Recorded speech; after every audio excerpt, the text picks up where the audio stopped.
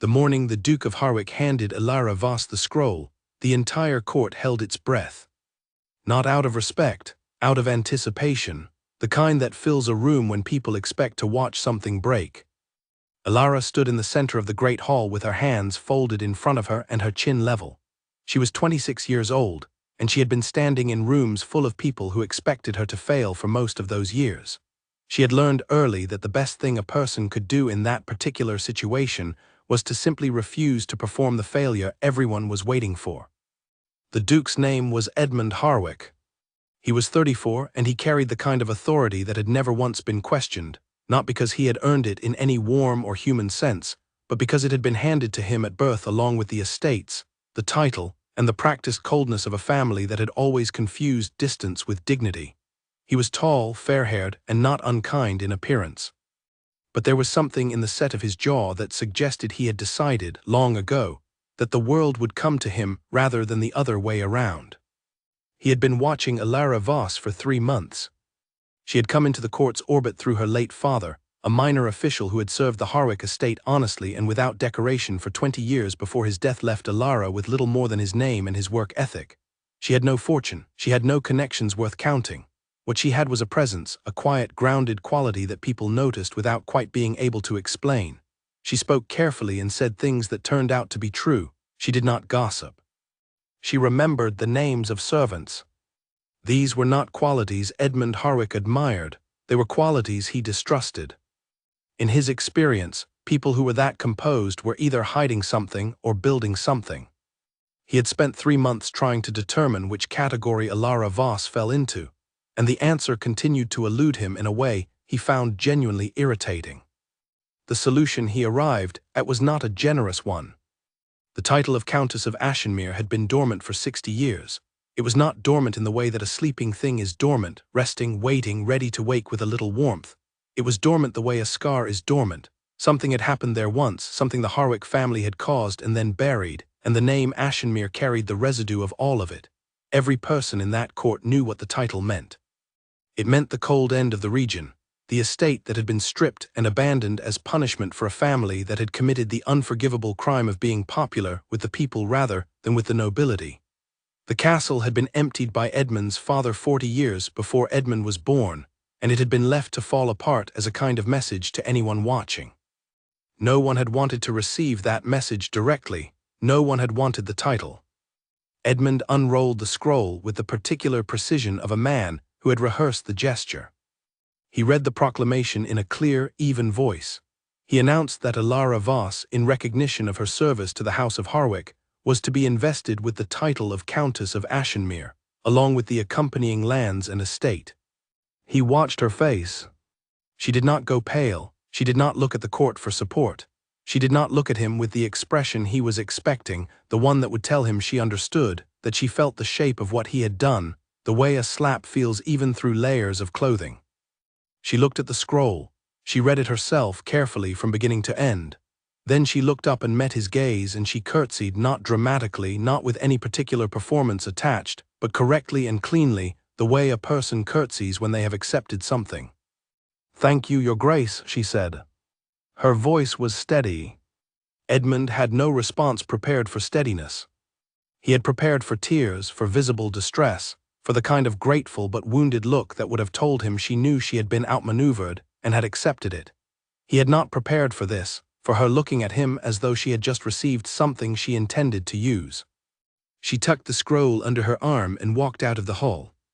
The court exhaled. Then it began to murmur, because a court always murmurs when its expectations are not met. Edmund stood at the front of the hall and watched the door through which Alara Voss had exited. He stayed very still. Then he turned back to the remaining business of the morning, and he told himself that he was not thinking about her. He was thinking about her. Outside, in the corridor, Alara walked at the same pace she had maintained inside the hall. She did not hurry. She did not let herself hurry until she had turned 2 corners and descended 1 staircase and reached the courtyard where her single bag had been loaded onto the small carriage that had been arranged for her. She climbed in, the door closed, the carriage began to move. Only then, in the privacy of that small, rattling space, did she let herself breathe. She unrolled the scroll again and read it a second time, Not because she had missed anything. She was the kind of person who read things twice, once to understand and once to decide what to do about them. The title was real, the lands were real. The castle was real in the sense that the structure still existed and had not yet fallen entirely. The stipend attached to the title was modest, modest in the way that a single candle is modest when what you need is a fire, but it was something, it was a foothold. She sat back and looked out the small window of the carriage at the countryside beginning to stretch around her, and she allowed herself, for just a moment, to feel the full weight of what had happened. Edmund Harwick had handed her a ruin. He had done it publicly, with ceremony, so that everyone would know. He had attached her name to a title that carried shame and neglect and the memory of deliberate destruction, and he had done it because he expected that she would either sink under the weight of it or flee it entirely. Either outcome would serve him. Either outcome would remove her from his court, from his sight, from the category of things he could not quite explain. She pressed her lips together. Then she opened the small notebook she kept in the inner pocket of her coat, and she began to write. She wrote down what she knew about Ashenmere, which was not much but which was something. She had heard the name before. Everyone in the region had heard the name. She knew the castle stood on a hill above a river valley in the northeastern edge of the Harwick lands. She knew it had been beautiful once, in the way that places built with genuine love are always beautiful, and that its beauty had made it a threat to someone with smaller feelings. She knew it had been stripped of everything that could be moved and left with everything that could not. She wrote down the questions she would need to answer. How much of the structure was sound? What resources could the stipend cover in the first month? What skills did she have that could substitute for money? Who was left in the surrounding area? She wrote for 2 hours. When she looked up, the light had shifted and the road had narrowed, and the trees on either side were older and closer together. The land felt different here, quieter, the kind of quiet that is not empty but waiting. She leaned toward the window. In the distance, on a hill that rose gradually above the river valley she could now see glinting below, she saw Ashenmere Castle for the first time. It was large. That was the first thing. It was much larger than she had pictured. The main tower was still standing and 2 of the wings appeared intact. The third wing had partially collapsed, and from this distance she could see that vegetation had taken a significant hold on the east face, ivy climbing in thick ropes up the stone, which meant moisture in the walls, which meant she would need to address that before winter. She noted it in her book. The carriage slowed as the road became less road and more memory of a road, the stones uneven, the edges dissolved into mud and grass. The driver called back to her that they were approaching, and she told him she could see that, thank you. As they came up the final rise, the castle resolved from a shape into a specific place. The iron gate at the front was unlatched and slightly ajar, which meant either that someone had been here recently or that the latch had simply given up. The courtyard beyond it was overtaken by weeds, tall ones, well established, the kind that had been given several seasons to grow without interruption. The stone of the courtyard itself was cracked in a dozen places, and in one of those cracks a small tree no taller than her knee had begun to grow. She noticed that she liked the small tree. She decided it could stay. The carriage stopped in the center of the courtyard, and the driver, a young man named Owen who had been hired for this journey specifically and had spent most of it in polite silence, climbed down and opened her door with an expression that suggested he was revising his opinions about several things simultaneously. Ilara stepped out onto the cracked stone and looked up at the castle. Then a voice came from the shadow of the main entrance. "You are the new countess, then?" She turned. Standing just inside the doorway, half in shadow, was an old man. He was lean and weathered in the way of someone who had spent decades working outdoors. His face was deeply lined. He wore work clothes that had been mended many times and were clean despite everything. He was watching her with an expression she could not immediately read. Not hostile, not welcoming. Careful, she decided. He was watching her carefully.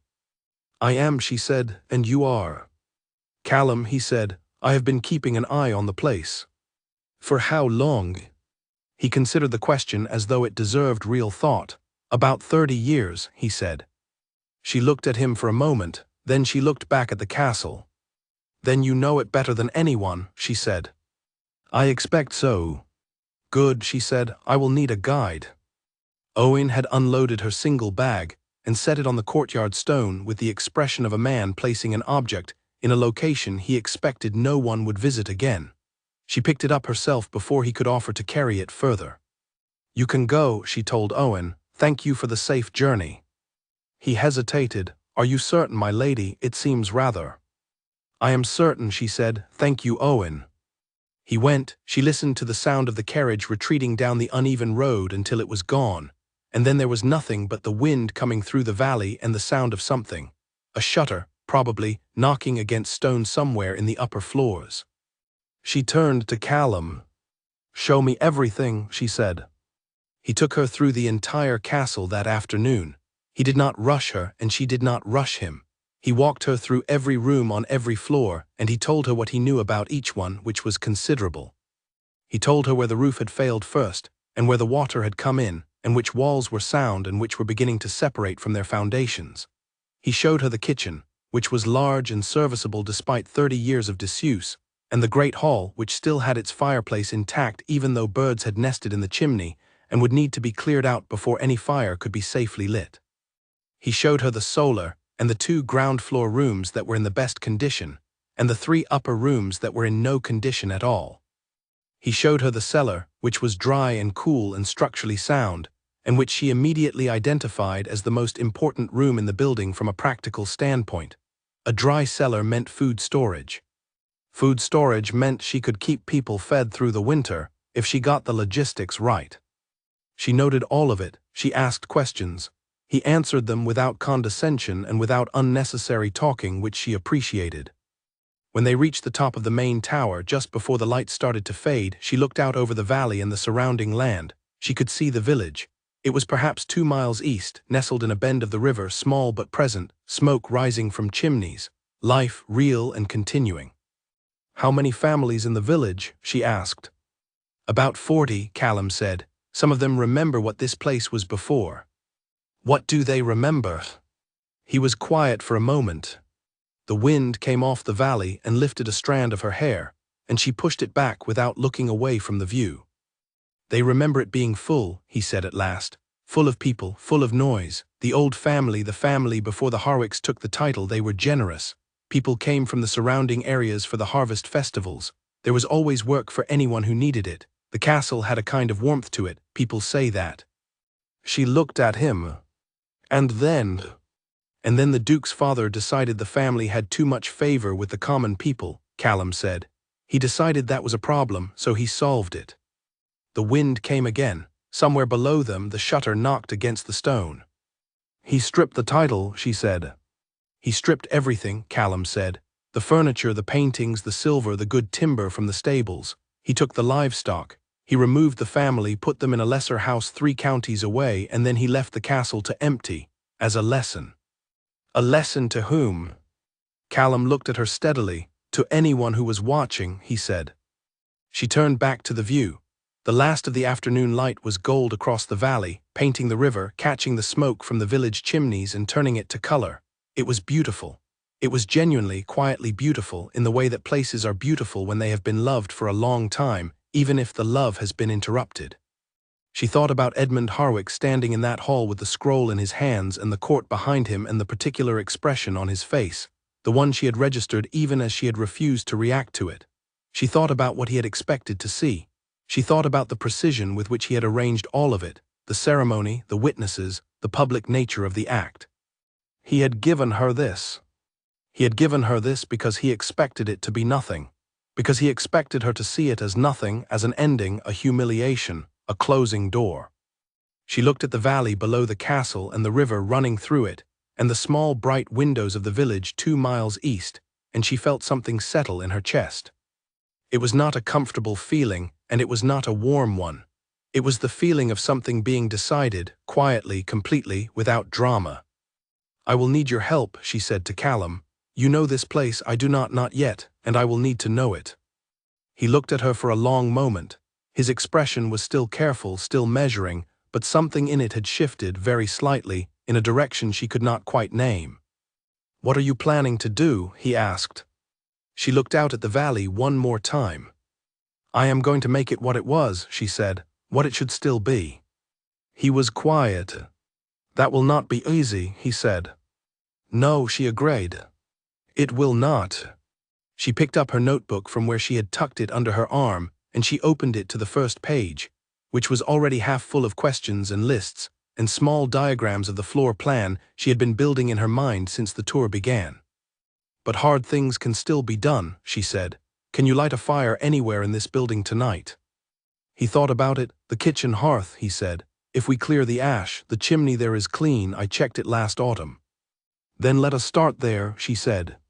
She followed him back down the tower stairs as the last light left the valley, and behind them, in the dark above the valley, Ashenmere Castle stood with its cracked stones and its empty rooms and its 30 years of silence, and for the first time in a very long time, light moved through one of its corridors. The kitchen hearth caught on the third attempt. Callum had built fires in this hearth more times than he could count in his years of watching over the castle, always small fires, maintenance fires, fires that kept the damp from getting worse. But this fire was different in some way he could not immediately articulate. It was the same hearth and the same stone and the same dry wood stacked against the north wall of the kitchen where he always kept it. But the woman sitting across from it on an upturned crate, writing in her notebook by firelight, with her coat still on and her boots still muddy from the courtyard, and her face entirely focused on whatever she was thinking, that was not the same as anything he had seen here before. He sat down on his own crate and watched the fire. After a while she said, "What was the main hall used for, in the original family's time?" "Everything," Callum said. "Meals, gatherings. Anyone from the village could come for the midwinter and midsummer celebrations. There was music. The old lord believed that a hall is not a hall unless it is shared." She wrote something down. "The kitchen," she said. "Is there a working water source?" "There is a well in the eastern courtyard, still good. I check it every year." She wrote that down too. They sat by the fire for another hour, and she asked questions and he answered them, and between the questions there were silences that were not uncomfortable.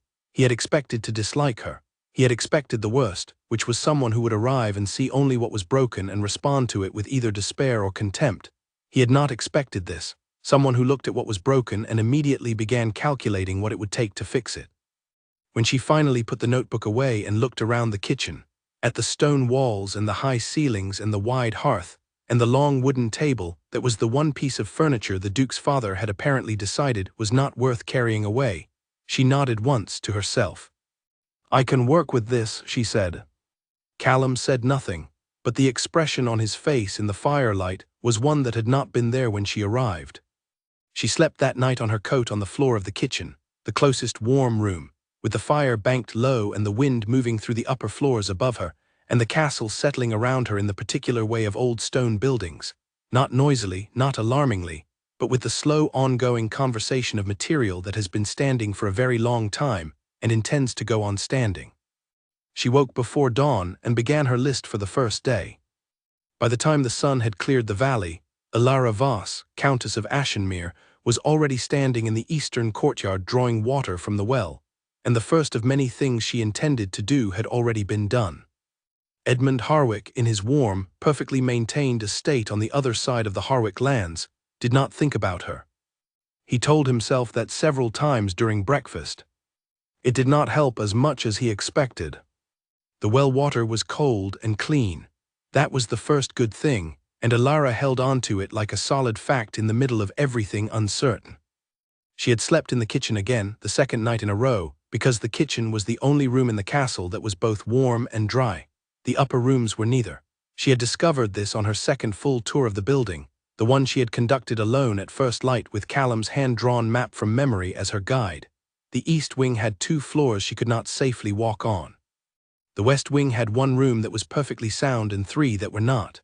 The main body of the castle, the hall, the kitchen, the corridor connecting them, 2 rooms off the corridor, and the tower stairwell, was structurally reliable, which meant she had about 4 functioning rooms and a staircase to work with before anything else was addressed. She stood in the great hall on the morning of her second day and looked at the length of it. Light came through 3 of the tall windows. The other 2 were boarded from the outside, which she had not noticed in the dimness of the previous afternoon. The fireplace at the far end was tall enough to stand in and wide enough for 4 people to stand in side by side. The chimney birds that Callum had mentioned were starlings, as it turned out, and they had built an impressive construction over what appeared to be several seasons. Clearing it would require someone willing to go up on the roof, which Callum had told her he could do with some help. She needed to find some help. The first thing she did after her water and the heel of bread that constituted her breakfast, she had brought a small amount of food with her, enough for a few days, was to walk to the village. 2 miles on a clear morning is not a difficult walk, and the road, while overgrown, was navigable.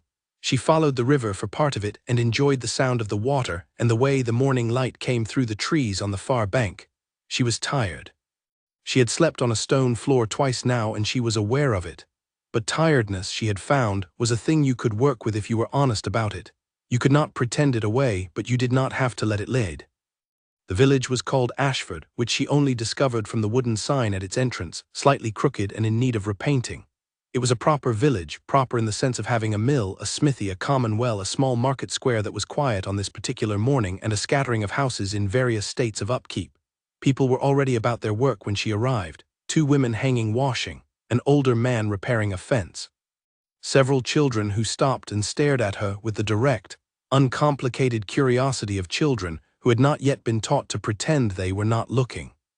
She stopped in the market square and introduced herself to the first adult who made eye contact, which was one of the women with the washing, a practical-looking woman of about 40 with red hands and a direct expression.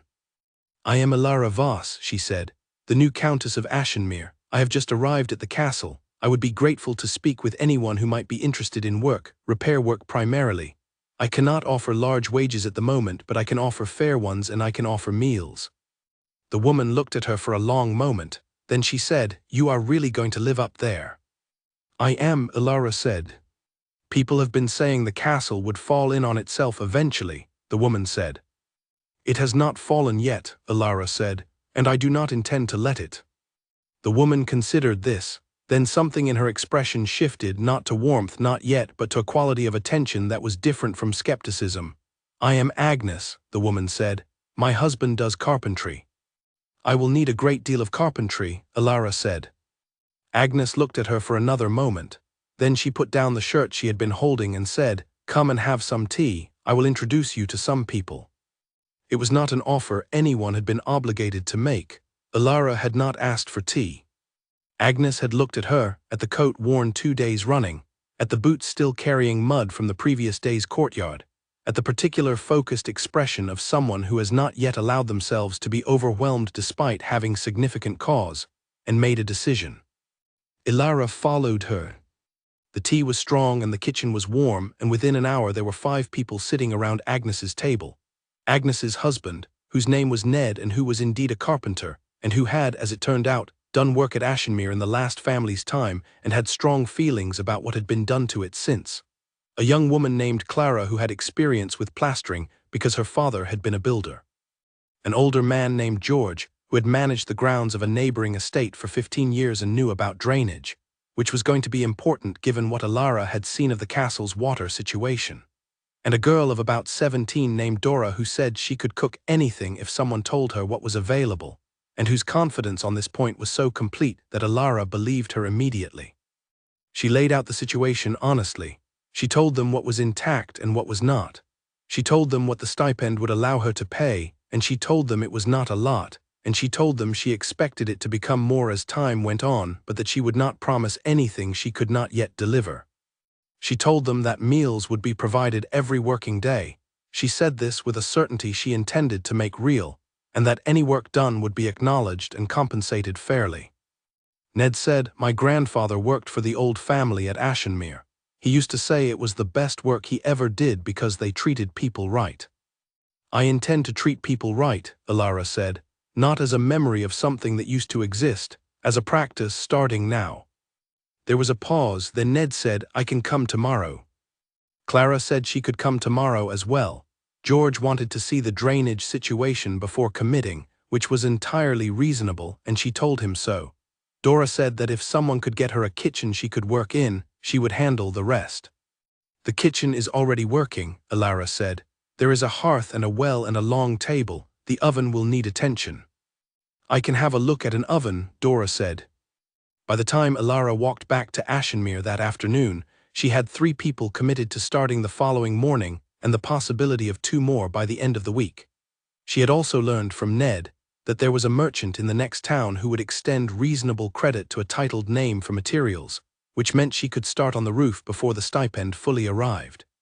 She walked back along the river in the early afternoon, and she was thinking about the sequence of repairs, roof first, because water was the enemy of everything, then the windows, then the upper floors, and she was thinking about which room to address after the kitchen and the hall, and she was making a list in her head that was different from the list in her notebook but compatible with it.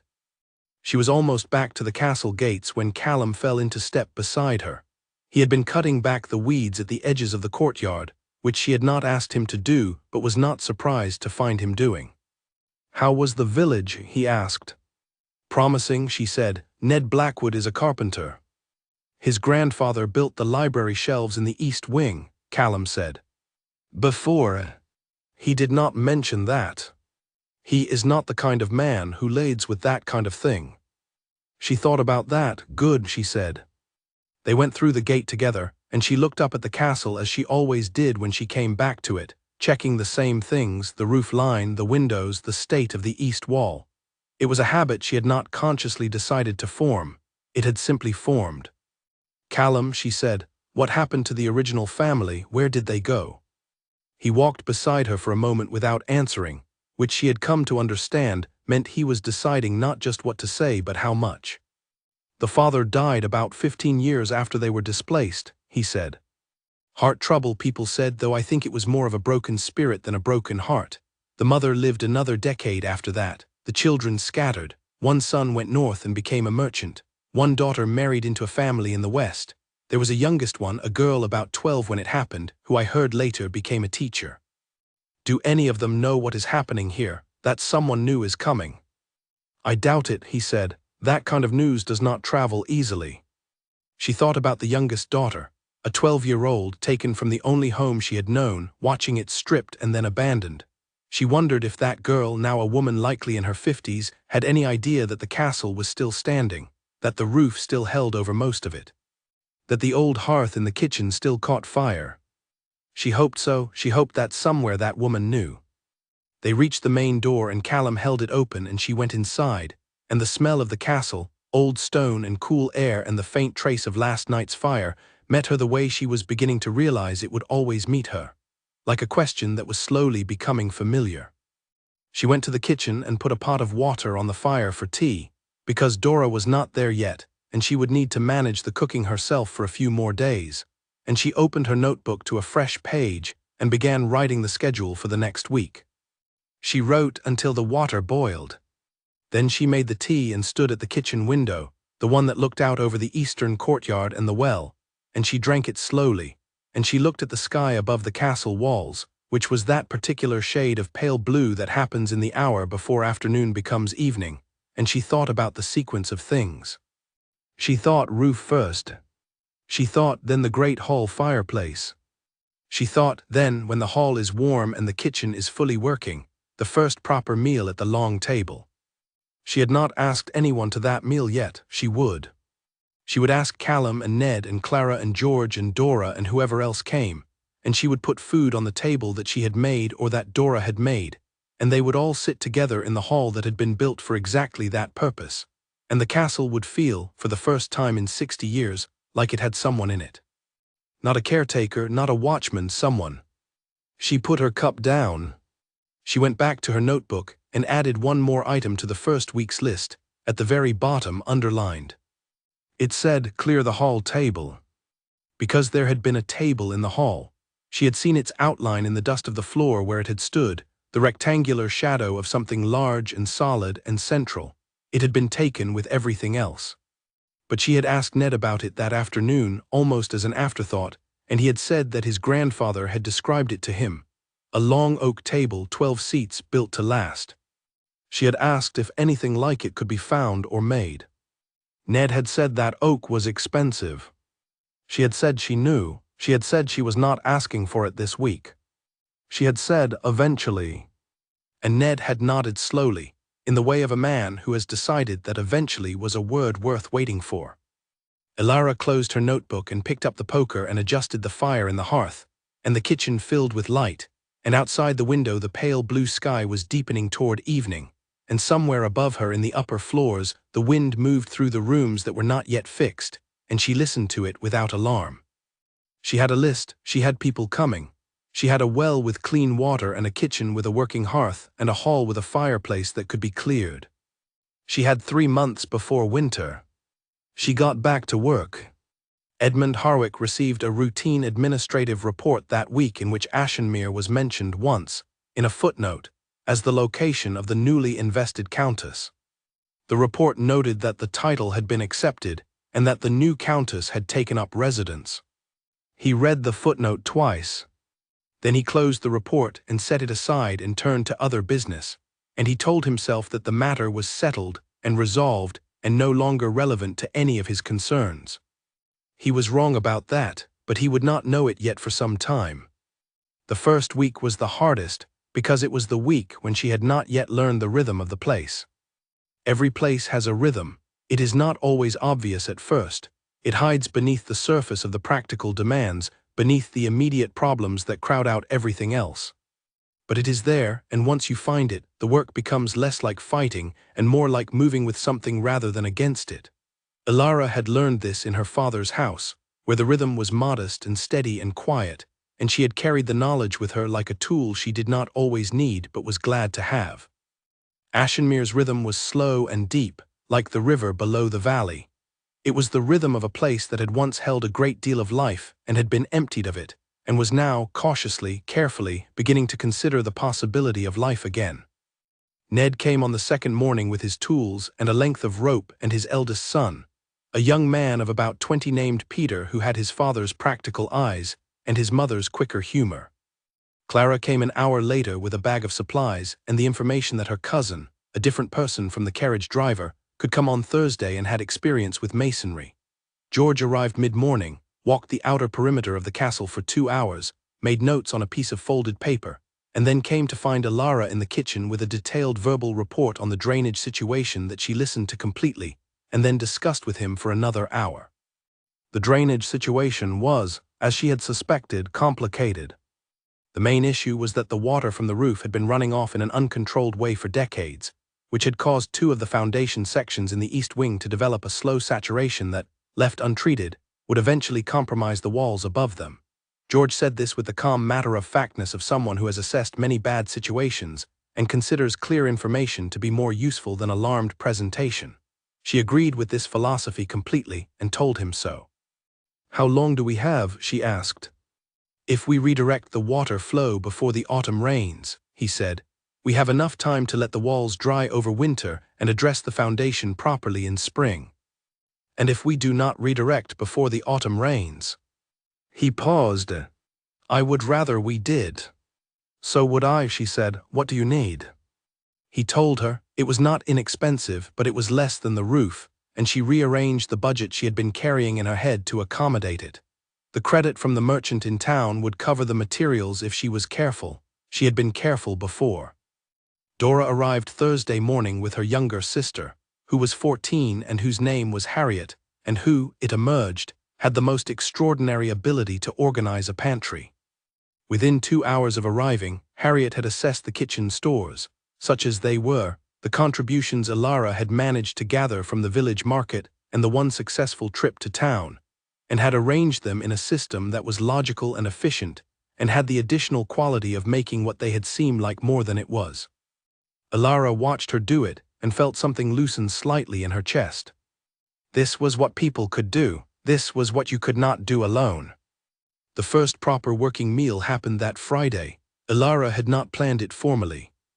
It was simply that there were 6 people working in the castle by that point, and they all needed to eat at midday, and the kitchen was the warmest and most workable room. And Dora had been cooking since morning, and the smell that had been moving through the building since about 10 o'clock was the smell of something real and nourishing. They all sat at the kitchen table, 6 of them, Callum at one end and Ilara at the other and Ned and Peter and Clara and Dora in between. Harriet had gone back to the village at mid-morning. She had her own household to tend, but she had left the pantry in good order and a set of instructions for Dora that Dora said she did not need but had clearly been consulting. The meal was simple. A thick vegetable stew and bread that Dora had baked in the morning in the old oven, which she had repaired by the expedient of removing the broken door and replacing it with a piece of iron she found in the storage room, and which turned out to be, after some cleaning, an excellent fit. She had announced this fix with the complete confidence of someone who considers that most problems have solutions if you are willing to be creative, and Alara had written it down in her notebook and made a note beside it: hire Dora permanently. They ate, they talked, not formally, not with the careful register of employer and employee, but practically, easily, the way people talk when they are doing something together, and the doing of it has already established a kind of familiarity. Ned talked about the roof section he and Peter had been assessing that morning. Clara talked about the west corridor plaster, which was worse than it looked from the outside but better than she had feared. George gave a brief and extremely detailed account of the drainage channels he intended to dig starting the following week. Callum said almost nothing, but he ate everything, and he watched the room with the expression of a man witnessing something he had not expected, and was revising his expectations accordingly. When they were done, Alara thanked each of them specifically, not with speeches, but with the direct acknowledgement of the particular work each one had done that morning. She had found, over the years, that people respond very differently to specific thanks than to general thanks. Specific thanks tells a person that you actually saw what they did. General thanks tells them only that you know something happened. She cleaned up with Dora, and they talked while they worked about what the kitchen still needed and what could be managed with what was available. Dora had opinions about everything and stated them clearly, which Alara liked. She did not have patience for people who waited to be asked 3 times before they said what they thought. By the end of the first full working week, 3 things had been accomplished. The kitchen oven was fully functional. The primary roof leak in the Great Hall had been patched, a temporary patch, not a permanent solution, but enough to stop the water coming in during the next rain. And the drainage channels on the south side had been begun, which meant that when the autumn rains came, the south foundation would be protected. She stood in the Great Hall on Friday evening after everyone had gone and looked at the room in the evening light. The dust had been cleared from the floor. The boarded windows had been opened. They had found that the boards had been put in place from the inside, not the outside, which meant the original family had sealed the windows themselves, perhaps intending to come back. The glass was intact.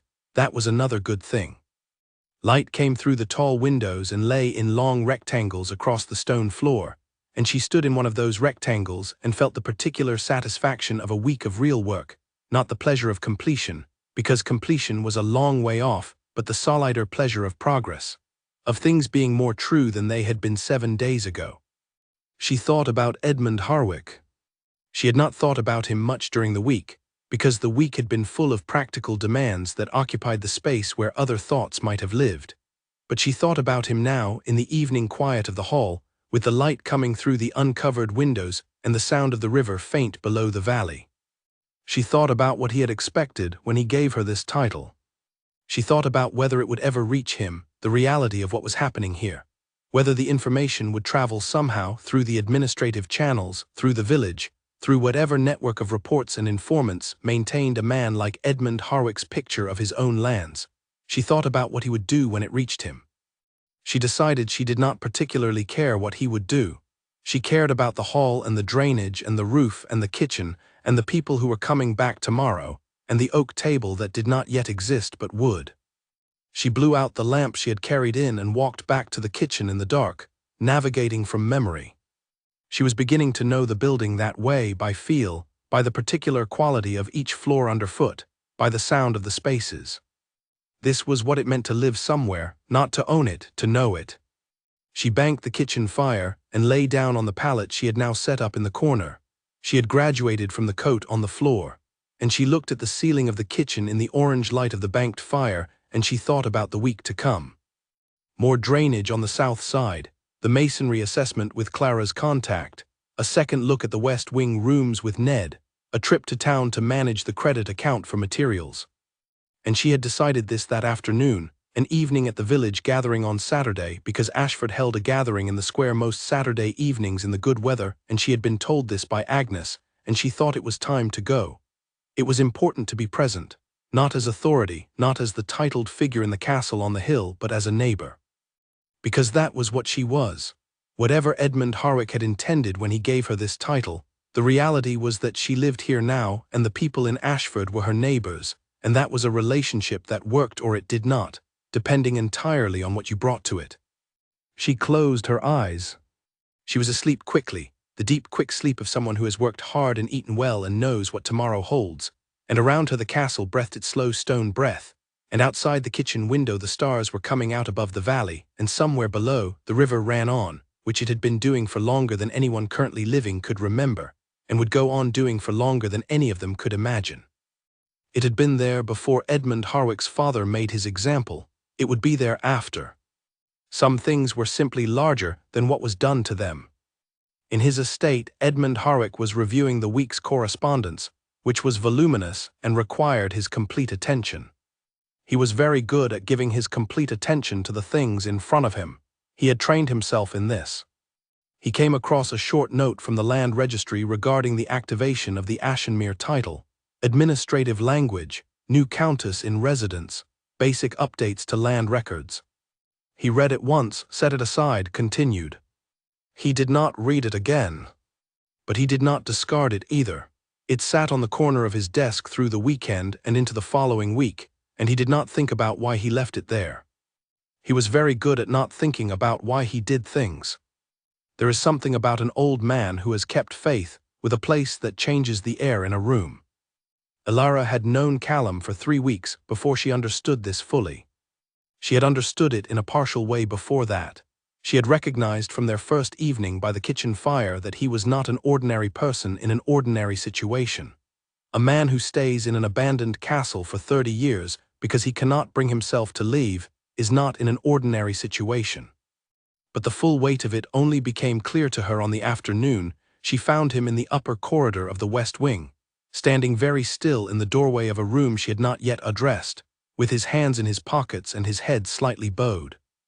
She had been passing with her notebook, and she had stopped because she did not want to intrude, and also because she recognized the quality of what she was seeing. She had seen it once before, years ago, in the way her father had stood at the door of the room where her mother had died in the years after, on the days when he thought no one was watching. She waited. After a moment he became aware of her and turned, and he was not embarrassed, which she respected. "This was the library," he said. She looked into the room. It was long and narrow, with south-facing windows that even now, even with the dust and the years, would have given good reading light through most of the day. The shelving was still in place, Ned's grandfather's work she now knew, and she could see why Ned had such feeling about it. It was excellent carpentry, simple and strong and completely at the service of what it was meant to hold. The shelves were empty. "He took the books," she said. "Everyone," Callum said. "I heard that they were sold, dispersed. No one knows where they ended up." She looked at the empty shelves. Something about the emptiness of a shelf where books have been is particular. A shelf made for books, built to hold them, carefully constructed to serve them, standing empty. It is a specific kind of loss. She felt it the way you sometimes feel a loss that is not yours, the way you can grieve something you never personally had. "Tell me about it," she said, "when it had books." He looked at her to make sure she meant it. Then he came into the room, and she followed him, and they stood in the fading afternoon light, and he told her. The old lord, his name had been Arthur, which was a solid name for a man described as solid, had built the collection over 40 years. Not exclusively grand or valuable books, though there were some of those. Mostly practical books, histories, agricultural manuals, books of natural observation, books of medicine, books of poetry and philosophy and law. He had believed, Callum said, that knowledge should not be kept behind locked doors for people with money and connections. Twice a year he had opened the library to anyone who wanted to come, from the village and from further. People had come. They had sat in this room with its good south light, and they had read, or they had been read to by people who could read, and they had taken notes on pieces of paper and gone home with more in their heads than they had arrived with. "He sounds like someone who genuinely understood what authority was for," Elara said. Callum looked at her. "Yes," he said, "that is exactly what he was." She looked at the shelves again, then at the windows, then at the floor, which was dusty but intact, the same good stone as the rest of the castle. "I cannot fill it," she said. "Not now, not for a long time, but—" She stopped. She was thinking. Callum waited. He had learned in 3 weeks that when she stopped in the middle of a sentence, it meant she was doing real thinking and not simply pausing for effect. and that interrupting was counterproductive. "There is a woman in the village," she said at last. "Agnes mentioned her. She teaches the village children to read. She does it from her own house on Tuesday and Thursday mornings because there is no school. Her name is—" "Frances," Callum said. "Frances Howell. Her husband passed 3 years ago. She is very good with the children." "Could she use a better space?" A pause. "She would not ask for one," he said. "I know, I am asking you if she could use one." He thought about it carefully, the way he thought about everything. "Yes," he said, "she could. The house she uses is small and gets cold. She loses children in winter because their parents keep them home rather than walk them in the cold to a house that will not be warm enough." Alara looked at the library room, then at the shelves, then at the windows. "The fireplace in this room," she said, "is it in better condition than the Great Hall one?" "It was cleaned 2 years ago," Callum said. "I clean all the fireplaces on a rotation. I know it is an odd thing to have continued." "It is not odd," she said. "It is exactly right." She wrote in her notebook. She wrote, "Library room, West Wing, Frances Howell, Tuesday and Thursday before the cold comes." She underlined Tuesday and Thursday. She did not frame it to herself as a grand gesture. She framed it the way she framed everything, as a practical solution to a practical problem. The room was there. The fireplace worked. A teacher needed a warm space. There was no complexity to the decision except the logistics, and the logistics were manageable. But she felt something when she wrote it. A small, quiet, specific feeling that was different from the satisfaction of a repaired roof or a redirected drainage channel. Something more like rightness, like a piece moving into the place it had been made for. She spoke to Frances Howell the following Saturday at the village gathering, which she had been attending for 2 weeks by then. She had been attending without fanfare, arriving when the gathering was already underway and standing at the edge of things until the edge of things became the middle of things, which happened naturally in that way it does when you keep showing up and are not strange about it. Frances was a small woman with a great deal of composure and the particular calm of someone who has spent years keeping order among children and has come to understand that composure is more effective than volume. She listened to Alara's proposal without interruption. She asked 3 precise questions about the space and the access and the expectation. Then she said that she would like to see the room before committing, which was entirely reasonable. She came the following Wednesday and looked at the room for a long time without speaking. Alara had had it cleaned and the fireplace tested and the windows opened. Light was moving through the south-facing glass in the way that Callum had described, warm and steady and good for reading. "It could hold 20 children comfortably," Frances said. "I know," Alara said. Frances turned and looked at her with an expression that was measuring but not unfriendly. "You understand that I cannot pay anything for this," she said. "I have nothing to pay with." "I am not asking for payment," Alara said. "I am asking you to use a room that was built for this purpose and has been empty for 60 years. Frances was quiet for a moment. "I will bring my own books," she said. "I have 8. "We will need more eventually," Alara said, "but 8 is a beginning." Frances looked at her once more. Something in her expression settled very slightly in the direction of something that was not yet trust, but was considering the possibility of it. "I will start on Tuesday," she said. The first Tuesday the children came, Alara was in the east courtyard working with George on a section of drainage, and she heard them before she saw them. The particular noise of children moving in a group, a bubble of voices and footsteps. She looked up and there they were, coming through the main gate in a line that Frances maintained with a practiced but not unkind firmness. 11 children, ranging in age from what Alara estimated was 6 to about 12. Some of them were looking around with wide eyes at the castle. Some of them were looking at the ground.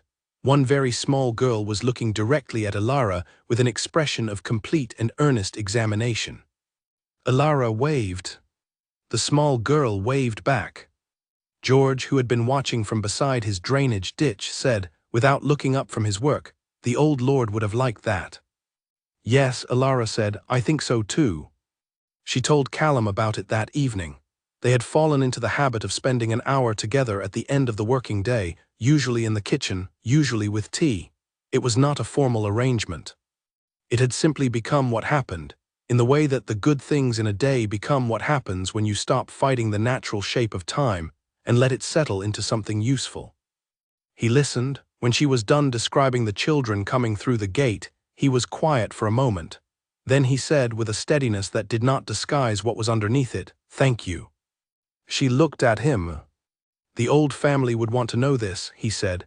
"That it is not gone, that someone is," he stopped, started again, "that it is being used properly." "Does the youngest daughter know?" she asked. "The teacher you mentioned, the one who was 12 when it happened." He shook his head. "I do not know how to reach her." "I will find out," she said. He looked at her with an expression that had, in the weeks since her arrival, lost all of its original caution. What was there instead was something she did not quite have a name for. Not gratitude. It was deeper than gratitude, not loyalty. That implied a transaction. It was more like recognition. The recognition a person feels when they encounter something they had stopped expecting. She turned to the practical matter of the following week. She had a supplier coming from town to look at the roof, and there was the question of whether the credit could be extended for the stone she needed for the east foundation work. She wrote in her notebook, and Callum added information where he had it, and the fire burned low and the kitchen was warm. Outside, the castle was changing.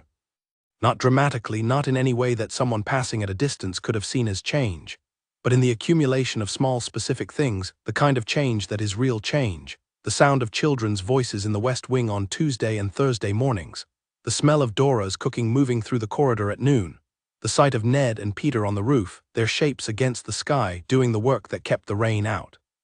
The drainage channels that George was cutting methodically through the south grounds, transforming the way water moved through the land below the castle, so that the foundations would be safe when the autumn rains came. In the evenings, Alara walked the rooms she could not yet afford to fix, the way a doctor walks a ward, not to act immediately, but to maintain awareness, to know the state of things, to be ready. She knew every room now by its particular darkness and its particular smell and its particular sound. She knew which floors were sound and which needed testing before each step. She knew where the light came through and where it did not. She was learning the castle, and the castle, she sometimes felt, was learning her. This was not a fanciful thought. She did not generally permit herself fanciful thoughts, and she recognized this one as slightly fanciful. But she also recognized that there is a category of true things that sound fanciful when you try to say them plainly, and this was one of them. A building changes around the people who inhabit it. It responds to attention and warmth and regular use in ways that are structural as much as atmospheric. The air in a lived-in room is different from the air in an empty one. The stone warms differently when there are fires in the hearths. The sound of voices in corridors changes the acoustics in ways you cannot quite measure, but can certainly feel. Ashenmere was waking up. She wrote this at the end of her third week, in the last entry of her notebook before she needed a new one, not as a dramatic statement, as a practical observation. Then she started a new notebook and began the list for week 4. Edmund Harwick, meanwhile, had written a letter. He had not written many letters in his professional life that did not have a clear and specific purpose. He did not write letters for their own sake. He was not that kind of man.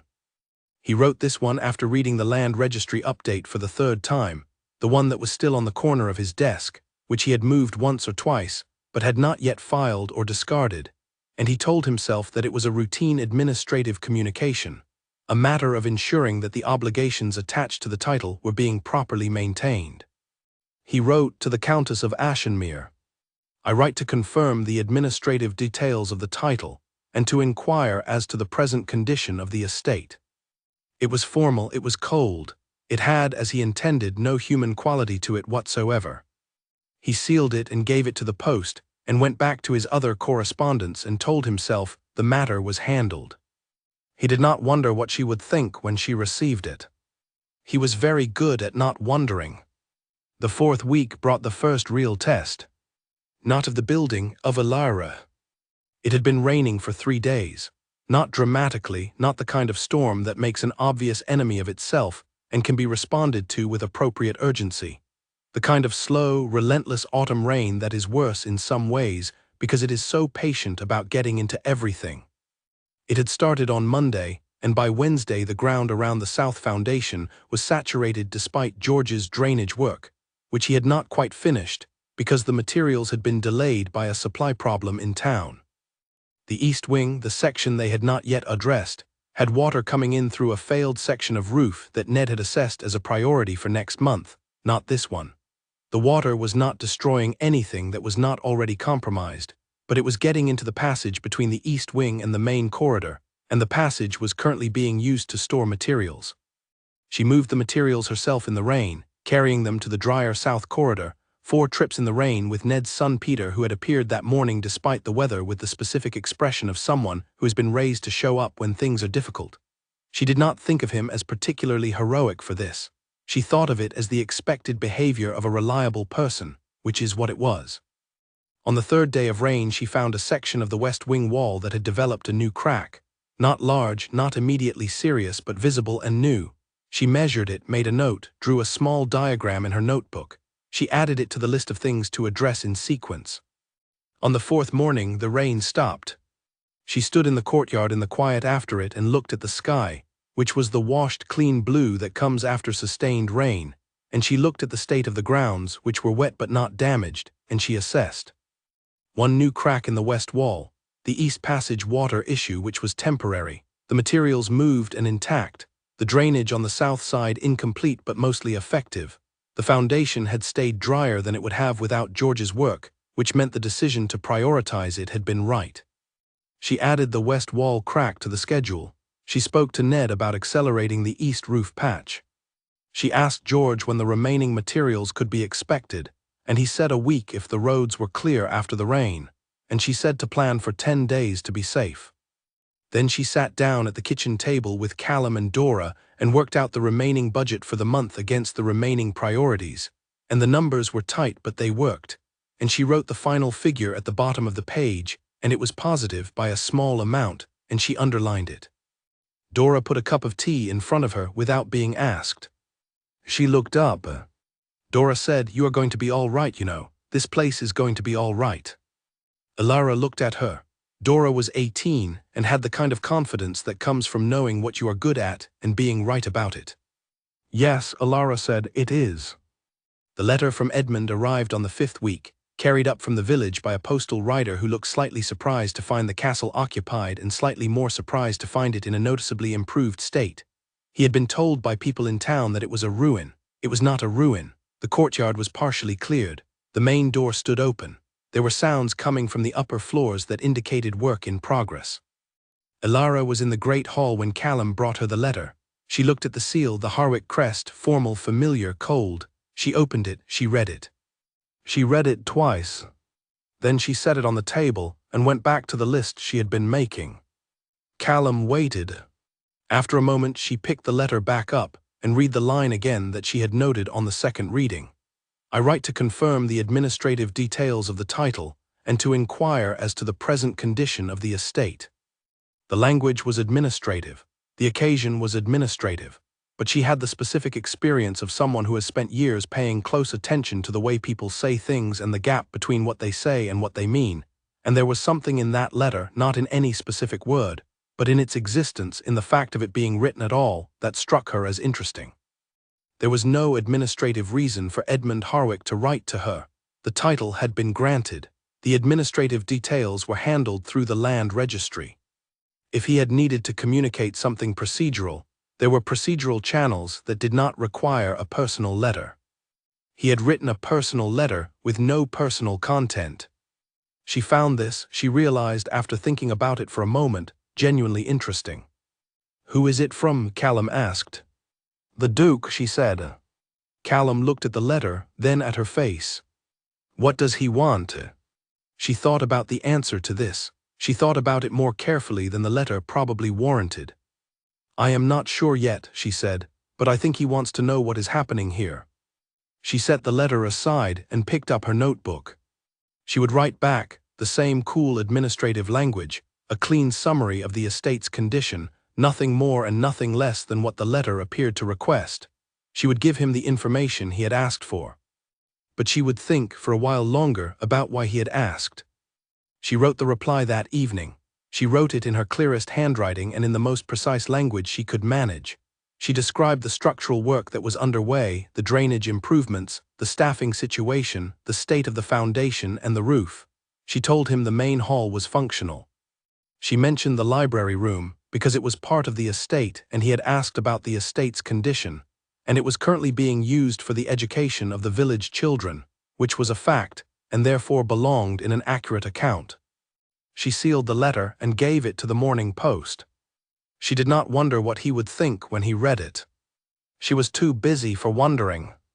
She had a supplier coming at 10 about the east roof, and Francis was bringing the children for their Thursday session, and George needed a decision about the foundation stone by midday, and Dora had found that the pantry needed resupplying and had produced a detailed list with quantities and priorities that Alara was going to the market with that afternoon. She picked up the list and went to meet the supplier. And in the great hall, where the light was coming through the tall windows and the floor had been swept and the fireplace was clean and waiting for cold weather, the room sat in the specific silence of a space that is being tended again, not full yet, not what it would become, but already undeniably on its way. The autumn came in the way of that particular part of the country, not suddenly, not with drama, but with a slow and gathering change in the light that turned the valley gold for a week, and then darker. And then the first morning frost arrived one Tuesday with no announcement, and the children came to the library room with cold red faces, and the fireplace was already lit because Callum had anticipated it. Alara had been there when they arrived. She had been in the library room on her own business, going through a set of books that had been donated by a merchant in town who had heard about the library room through Agnes, and who had arrived at the castle one afternoon with a crate of them and the expression of a man who had been looking for a good reason to clear his shelves for some time. There were 23 books in the crate. Not all of them were equally useful, but several were excellent. A history of the region, 2 books of natural philosophy, a book of mathematical principles that Francis said was exactly what she needed, and a collection of stories that the younger children fell on immediately. Alara had been sorting them when the children arrived, and the small girl who had waved at her in the courtyard on the very first Tuesday, whose name she now knew was Bess, and who was 7 and who had an alarming capacity for concentration when something caught her attention, had come directly to where Alara was sitting and looked at the books with an expression that Alara recognized because she had worn it herself at that age. "Can I look at one?" Bess asked. "You can look at all of them," Alara said. "That is what they are for." Bess picked up the book of stories with both hands, the way a child picks up something valuable, and carried it to her place at the table and opened it and was gone. Alara had stayed for the first half of the session, which she had not done before. She sat in the corner with her notebook, and she listened to Francis teaching and to the children learning, and the warm air of the library room and the sound of voices working through ideas moved around her, and she felt something that she did not immediately try to name. She named it later, walking back across the east courtyard to find George. She named it home. Not the library room specifically, though the library room was part of it. The whole thing. The castle and the valley and the village, and the people who came and worked, and the children who learned, and the fire in the kitchen, and the cleared hall, and the small tree growing in the crack of the courtyard stone, which she had continued to leave because she had said it could stay, and she kept her word on small things as reliably as she kept it on large ones. Home. She had not had a specific home since her father's house, which had become someone else's house after he died. She had been comfortable in various places since then, but comfortable is not the same as home. Home has a specific quality that is not about the physical space, but about the relationship between the space and the person, the way you come to know a place, and the place comes to know you, and both of you are changed by it. She had thought about this before. She thought about it again now and reached the same conclusion. She had not named it wrong. She found George by the South Foundation and they talked through the final phase of the drainage work, which was now nearly complete, and she thanked him for the work he had done on the timing, because the autumn rains had come and the foundation was holding dry, and that was not a small thing. He received the thanks the way he received everything, seriously, without false modesty, acknowledging that it had been good work and moving directly to the next practical question. She liked him very much. She liked all of them. This was the thing she had not quite anticipated, or rather had not let herself anticipate because she had not wanted to assume anything. She had expected to find good workers. She had found good people, which was a larger category and a better one. The first dinner in the Great Hall happened on a Saturday evening in the 3rd week of October. She had not planned it as a significant event. She had planned it as a practical one. The hall was now fully functional, the fireplace cleared and clean and drawing properly, the floor swept and the windows clear, and she wanted to establish the habit of a shared meal before the cold set in and the working week contracted. A habit, she had found, is one of the most useful things you can create in any ongoing project. Habits make things happen even when motivation is low and tiredness is high. But she had invited more than just the working group. She had invited Agnes and Ned's wife, whose name was Ruth, and Frances Howell and George's wife, and Callum, of course, and Dora's parents, who had been curious about the castle since their daughters started working there and had never been before. She had invited the village blacksmith, whose name was Arthur, the same name as the old lord, which she noted, because he had helped with the ironwork for nothing more than the cost of the material. She had invited the merchant from town who had brought the books. 15 people in the great hall on a Saturday evening in October. Dora and Harriet had been cooking since mid-morning. The table was not yet the oak table. That remained a future thing. But it was a table, or rather it was 2 tables put end to end, which created a length that served the purpose and that Callum had arranged with the particular satisfaction of a man who has been watching an empty room for 30 years and has some strong feelings about what should go in it. The fire was lit. It was a proper fire, a full-hearted October fire, and it lit the hall in the way that fires light halls, not completely, not evenly, but warmly, casting the high ceiling into shadow and filling the lower half of the room with a moving amber that was better than lamplight for a meal. They sat down, all 15 of them, in the hall that had been built for exactly this. Dora had made a roast, which had required a level of logistical effort that Alara had watched with genuine admiration and that Dora had handled with her customary unhurried competence. There was bread and there were roasted vegetables, and there was a soup that had been started in the morning and that smelled, when Harriet brought it to the table, like every good thing about autumn. Alara looked down the length of the table. She had not made a speech. She had thought about whether to say something and had decided against it, because the moment did not need a speech. The moment was already complete. It had its own weight and its own meaning, and adding words to it would only reduce it. She picked up her spoon, and 15 people sat in the great hall of Ashenmere and ate dinner, and the fire burned, and outside the valley was dark and the stars were beginning to come out above the river, and in the room the voices moved and mingled, and the laughter came and went in the easy way laughter comes when people have eaten well and are warm and are in a place that makes sense. Callum, at his end of the table, was very quiet.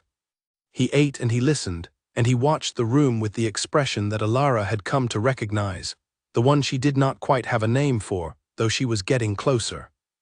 After the meal, when the plates were cleared and the wine was being passed around for those who wanted it, and several conversations had developed simultaneously, she caught his eye across the table. She did not say anything. He did not say anything, but something passed between them that was acknowledgement, and it was enough.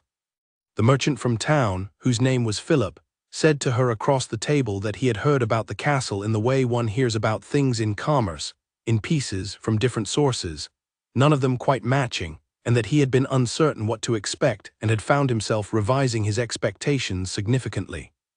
"What were you expecting?" she asked. He thought about it honestly. "A determined woman in a difficult building," he said. "And what did you find?" He looked around the hall, at the fire, at the people, at the food on the table and the wine and the sound of the room. "Something considerably better than that," he said. She smiled and refilled his cup. After the evening ended and the guests had gone, warm and fed, and carrying the particular quality that good evenings leave in people, a kind of settled generosity, she sat alone in the hall for a while by the dying fire. The room was large and quiet, and the fire threw the last of its light in low pulses against the stone. She was not lonely. She was aware of this specifically. She noted it the way she noted other things, as a factual observation. She was alone, but she was not lonely. That was the hall. That was what the hall did when it was working. She stayed until the fire was nearly out. Then she went to the kitchen, banked the hearth there, and went to bed. In the morning there was frost on the courtyard, and the small tree in the crack had lost its leaves, but the roots were still there. She checked, she always checked. Edmund Harwick read Alara's reply to his letter twice before he acknowledged it, to himself, as unusual. Not the content. The content was precisely what he had asked for, a clear, organized account of the estate's condition, structural work in progress, drainage improvements, staffing situation, state of the foundation, state of the roof, the library room currently being used for the education of village children. He read that last part a third time. The library room. He knew the library room, in the abstract way that he knew most of the rooms in the estates that fell under Harwick authority, from records, from descriptions, from the administrative inventory that his father had ordered compiled when the estate was stripped and that still existed in the archive. He knew that it had been a library. He knew that it had been emptied. He knew that the shelves were still there because taking shelving apart was more trouble than it was worth. He sat with the letter and thought about what it meant that Alara Voss had identified that room and given it to a village teacher. He had given her a ruin. She had within 5 weeks repaired the drainage, addressed the roof, established a working kitchen, and opened a library room. There was no emotional response to this in his assessment of the situation. He examined the situation carefully and did not find any emotional response. He found, instead, a kind of friction, the feeling of encountering something that does not fit comfortably into the existing framework. His existing framework for Alara Voss was limited. He had placed her in a category of people who were poised and capable in social situations, and less so in practical ones. He had placed her in a category of people who would be overcome by the challenge of Ashenmere, because the challenge of Ashenmere was designed to overcome people. The category was not fitting anymore. He wrote a second letter. He drafted it 3 times, which was unusual. The first draft was too formal even for him. The second was slightly better. The third was correct, administrative, clear, asking about the specific details of the foundation work, as though this were a routine inspection of the estate's maintenance record. It was not a routine inspection of the estate's maintenance record. He did not examine why it was not. He sent the letter and turned his attention to other matters, which were numerous and which he handled with his customary efficiency. He was not a man who left things undone. He was not a man who allowed sentiment to interfere with function. He had a large and complex estate to manage, and the demands on his attention were constant and legitimate, and deserved exactly the attention he gave them. He thought about the library room twice more that week, and both times he put the thought aside. The autumn deepened. The Harwick estate, unlike Ashenmere, did not require significant maintenance because it had been maintained continuously and well. The staff were experienced and capable. The building was sound. The grounds were managed precisely. Everything functioned as it was intended to function. It was, he had always thought, a model estate. Standing at his study window on a Thursday evening watching the last of the autumn light leave the perfectly maintained grounds, he thought about this. He thought about what a model estate was and what it demonstrated and who it was for. It was for him, of course, and for the administration of his title and his responsibilities, and for the people employed on the estate, who worked and were paid and whose children would work here too, in the orderly succession of a well-run place. It was efficient, it was functional, it had every material quality a great estate should have. He thought about the word Alara had not used in her reply. She had been entirely administrative, but he thought about a word he had found himself applying to Ashenmere in his own mind, without quite meaning to. The word was warm. He turned away from the window and went back to his desk. He did not use the word again, but it stayed somewhere in the background of his thinking, the way a small persistent sound stays in the background of a room, present but unacknowledged. There was a particular kind of stillness in the Harwick estate that had never before troubled him. It troubled him now. He could not have said why. He did not try very hard to say why, because trying to say why would have required him to look at something he was not yet ready to look at, and he was a man who preferred to be ready before looking at things. He was not ready. He went back to work. He worked as he always did, excellently and without any apparent disruption to his considerable competence. And in the corner of his study, on the edge of his desk, Alara's letter sat with its neat handwriting and its factual sentences, and the quiet, unremarkable mention of 23 donated books and 11 village children learning to read in a room that had been empty for 60 years. He did not file it away. For reasons he continued not to examine, he left it exactly where it was. Word traveled the way word travels in a region where people pay attention to their surroundings, not through official channels, not through any deliberate announcement, but through the natural movement of people who had visited Ashenmere and gone home and spoken about what they had seen to people who had not. Agnes told her sister in the next village about the Saturday dinner. Her sister told her neighbor. Her neighbor was a woman who organized the regional market, which happened twice a month in the largest town in the area, and who knew everyone within a 20-mile radius in the particular way of someone whose work required it. This woman mentioned Ashenmere to 3 separate people over the course of 2 market days, and those 3 people mentioned it to others, and the information dispersed in the way of all information when it is interesting enough to repeat. What made it interesting was specific. It was not merely that the castle was being repaired, though the repair of Ashenmere was notable in itself given the 60 years of deliberate neglect. What made people talk was the texture of the details: a teacher using the library room, children walking up the hill twice a week, a blacksmith doing ironwork for the cost of the iron, a drainage expert spending weeks on a foundation that no one had touched in decades. A Saturday dinner open to anyone from the village. These were not the details of an estate being efficiently managed. These were the details of something else, and the people who heard them and passed them on did not always have the exact word for what they were describing, but they knew it when they heard it. Philip, the merchant who had brought the books, mentioned Ashenmere to 2 business contacts in the city in November, when he went to arrange the next quarter's supplies. He was not a sentimental man. He had described it in straightforward terms: an estate in the northeastern Harwick lands that was being brought back into use by the new countess, a woman of considerable practical intelligence who had achieved in 3 months what most people would have said was impossible in a year. He said this without decoration. He said it because it was true and because, in his experience, truth was more interesting than decoration and more useful for business. One of his contacts mentioned it to a man who wrote a small regional newsletter that circulated among the landowning families of the district.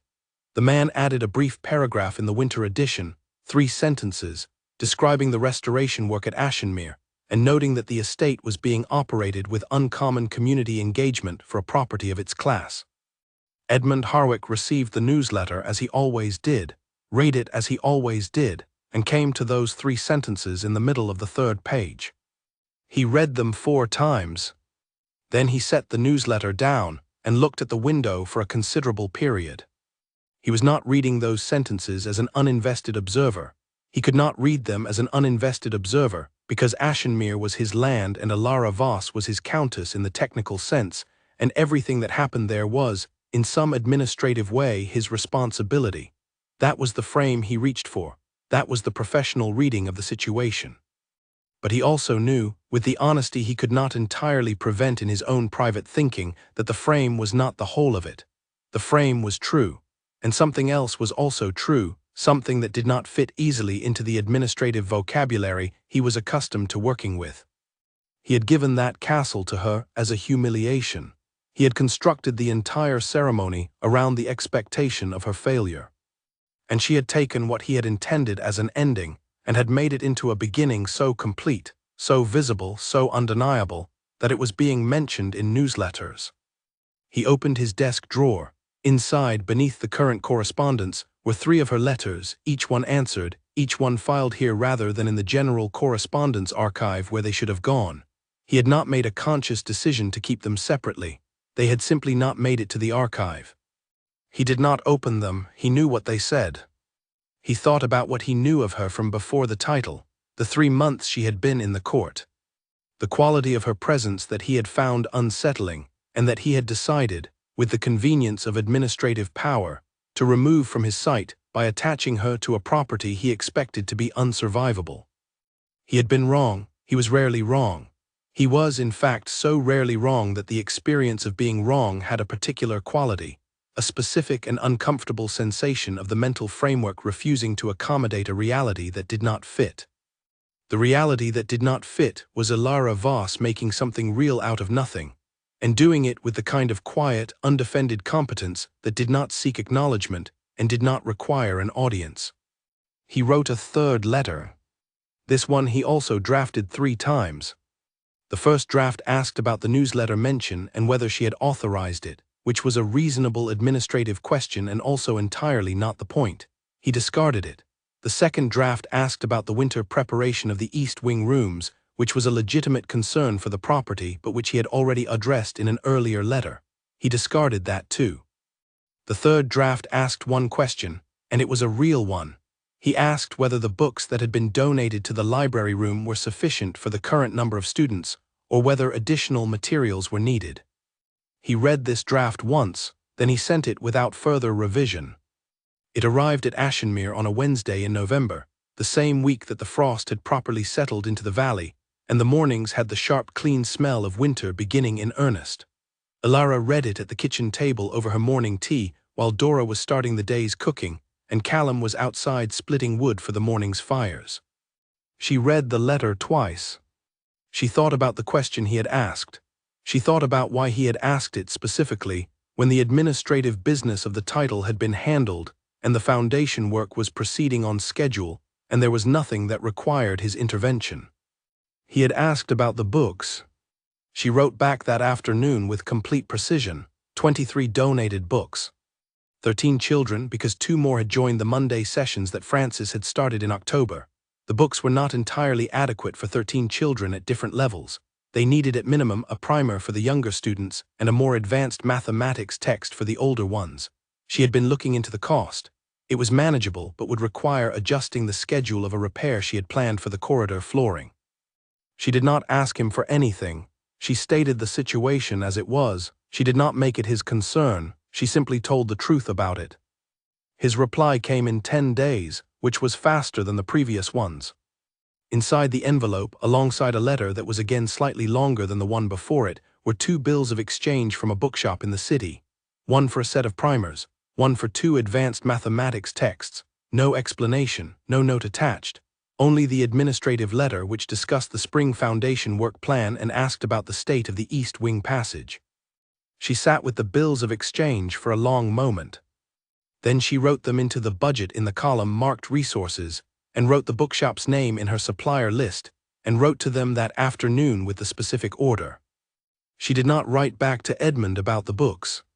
She wrote about the East Wing passage. The books arrived 3 weeks later, just before the hard turn of winter, and on the Tuesday after they arrived, Bess and her classmates and 2 new children were given the primers and the mathematics text with the particular ceremony that Francis applied to all learning materials. Not fanfare, but genuine acknowledgement of value. The clear communication that these objects mattered and should be treated accordingly. Bess opened her primer and looked at it for a long time. Then she looked up and found Alara in the doorway where she sometimes stood to observe the session, and she said, with complete seriousness, "This is the best thing." Alara said, "I agree." She did not tell Bess where the books had come from. It did not seem necessary. The books were there, that was what mattered. Outside the winter held. The river in the valley was partially frozen at its edges, and the valley itself was white, and the castle on the hill was dark against the white sky, with light in several of its windows and smoke from 3 chimneys. And Callum, walking back from the woodstore one morning, stopped for a moment and looked at it from the far end of the courtyard. He had looked at this castle for 30 years. He had looked at it in every season and every kind of weather and at every time of day. He knew the particular color of its stone in each light. He knew how it looked with weeds overtaking the courtyard, and how it looked with the gate standing open, and how it looked with no lights in any of its windows for days at a time. He stood in the cold and looked at it now, with the light in the windows and the smoke from the chimneys and the sound of a child's voice from somewhere inside, reading aloud, practicing, repeating, determined, and he felt something that he had not let himself feel for a very long time. He felt that he had been right to stay. He picked up the wood and went back inside. Edmund Harwick sat in his study on a January evening and looked at the regional newsletter again, the one with the 3 sentences about Ashenmere. He had not discarded it.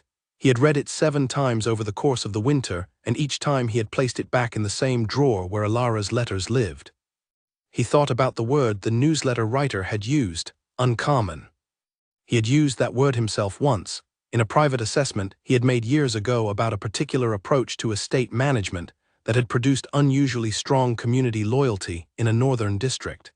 He had used uncommon to describe something that worked significantly better than the standard approach without being entirely explicable by any single factor. He was thinking about Alara Voss and Ashenmere in those terms now, and the thinking was cleaner and more honest than the terms he had been using before. He thought, "She has done something that I did not believe was possible with those resources in that time." He thought, "I gave her those resources deliberately because I believed they were insufficient." He thought I was wrong. He sat with these thoughts in his study for a long time. The fire in his study was well built, and the room was warm, and the desk was orderly, and everything in the Harwick estate was, as always, exactly as it should be. He wrote the date in his diary. Then under the date he wrote, "I will go to Ashenmere in the spring." He underlined it once. Then he closed the diary and went back to the correspondence that was waiting for him, which was considerable, and he worked through it with the same precision he always brought to everything. But the diary stayed on his desk rather than being filed, which was where it usually went at the end of the evening. He was not ready to put the spring visit in the filing cabinet. Some intentions need to breathe for a while before they become plans. He understood this about himself, even if he had never before said it plainly. He left the diary where it was and went to bed, and outside the perfectly maintained estate was quiet and still and efficient in the dark, and somewhere across his lands on a hill above a river valley, a castle that he had given away as a ruin was warm in all its lit windows, and the river ran beneath its ice and waited for spring the way rivers always wait, without hurry, without doubt, knowing perfectly well what comes next. The man Edmund sent to Ashenmere was named Leonard, and he was not a man accustomed to being surprised. He had worked for Edmund Harwick for 6 years in the capacity of estate assessor and occasional investigator of administrative matters, and in that time he had developed a thorough understanding of what estates looked like: good ones, troubled ones, neglected ones, and the particular category of estate that appears functional from the outside and is quietly falling apart from within. He had catalogued them, measured them, written reports on them. He was very good at the work, and part of what made him very good at it was that he had, over the years, learned to enter a situation without expectation, and to record only what he actually found. He entered Ashenmere expecting to record one of two things: a woman in obvious difficulty who had made the best of an impossible situation, and was managing, barely, or a woman who had quietly left, and returned the title without ceremony. He did not expect what he found. He arrived at the main gate on a Wednesday morning in early November, the sky clear after a week of mixed weather, the valley below showing the last of the autumn color. He came up the road, and the road was noticeably better than he had expected based on the records. Someone had laid new gravel on the worst sections. The ruts had been filled. The gate was open. He rode through into the main courtyard. The courtyard was not the ruin he had expected. It was not a showpiece, not yet. The cracks in the stone were still there, and the ivy on the east face was still making its slow claim on the wall. But the weeds were gone, cut back properly to the edges where they could be managed. The well in the east corner had new rope and a clean bucket. The main door was open and there was light inside. As he dismounted, a woman he did not know came out of the door with a notebook in her hand and looked at him. She was dressed practically, a working coat, good boots, and her expression was alert without being either guarded or welcoming. She was simply paying attention. "You are from the Duke," she said. It was not a question. "Leonard Marsh," he said, "estate assessor. His Grace asked me to look at the current condition of the estate." "Yes," she said, "I received the letter. I am Alara Voss, Countess of Ashenmere. Please come in." He followed her inside and he registered several things quickly. The corridor was clean, not just swept clean, maintained clean, the kind that happens when cleaning is regular and not occasional. The kitchen, which they passed, had a fire going and smelled of bread baking. The sounds from upper floors were the sounds of work, steady, purposeful, not hurried. She took him through the castle for 2 hours. She showed him everything in a systematic way, every room, every current project, every repair completed and repair in progress. She explained the drainage work and why it had been prioritized. She showed him the roof sections that had been patched and described the sequence for the permanent repairs in spring. She showed him the library room, where Francis and 11 children were in the middle of a reading session, and where the sound of a child working through a difficult word with determined effort paused the whole room before the word was successfully read, and Francis said, simply, "Good," in the way of someone for whom that single word is the highest and most honest praise. Leonard did not interrupt the session. He stood in the doorway for a moment and noted what he saw, and he noted his own response to it, which was that it was not what he had expected, and that the difference between what he had expected and what was actually here was significant. He met Callum, who shook his hand and said nothing unnecessary. He met Ned and Peter, who were in the upper corridor working on a window frame and who answered his questions about the work with the directness of people who are confident in what they are doing. He met Dora briefly in the kitchen, who told him the bread would be ready in 20 minutes if he wanted some, which he did, and it was excellent. He stayed 3 days. He had intended to stay 1. He extended his stay because the first day had given him enough to write a report, but not enough to understand what he was looking at, and understanding what he was looking at seemed, in this case, unusually important. On the second day he talked with Callum for 2 hours in the kitchen after the working day. This was not his usual practice. His usual practice was to gather information from official sources and make his own observations. But something about Callum, the decades of his presence here, the quality of his knowledge of the place, made the conversation seem necessary. Callum told him the history, the old family, what Arthur had built and what Edmund's father had done to it, the 30 years of watching, the particular quality of Alara's arrival. Leonard listened. He was a good listener. He recorded things in his memory with the same precision he recorded them in his notebook, and he noted as Callum spoke that the old man was not simply giving a factual account. He was giving testimony. There was a difference. On the third day, Alara invited him to dinner, not the large Saturday dinner. That happened once a week, and this was a Wednesday, but a working dinner. Herself, Callum, Ned and his wife Ruth, Frances Howell and Dora's mother, who had come for the afternoon to help Dora with some preserving.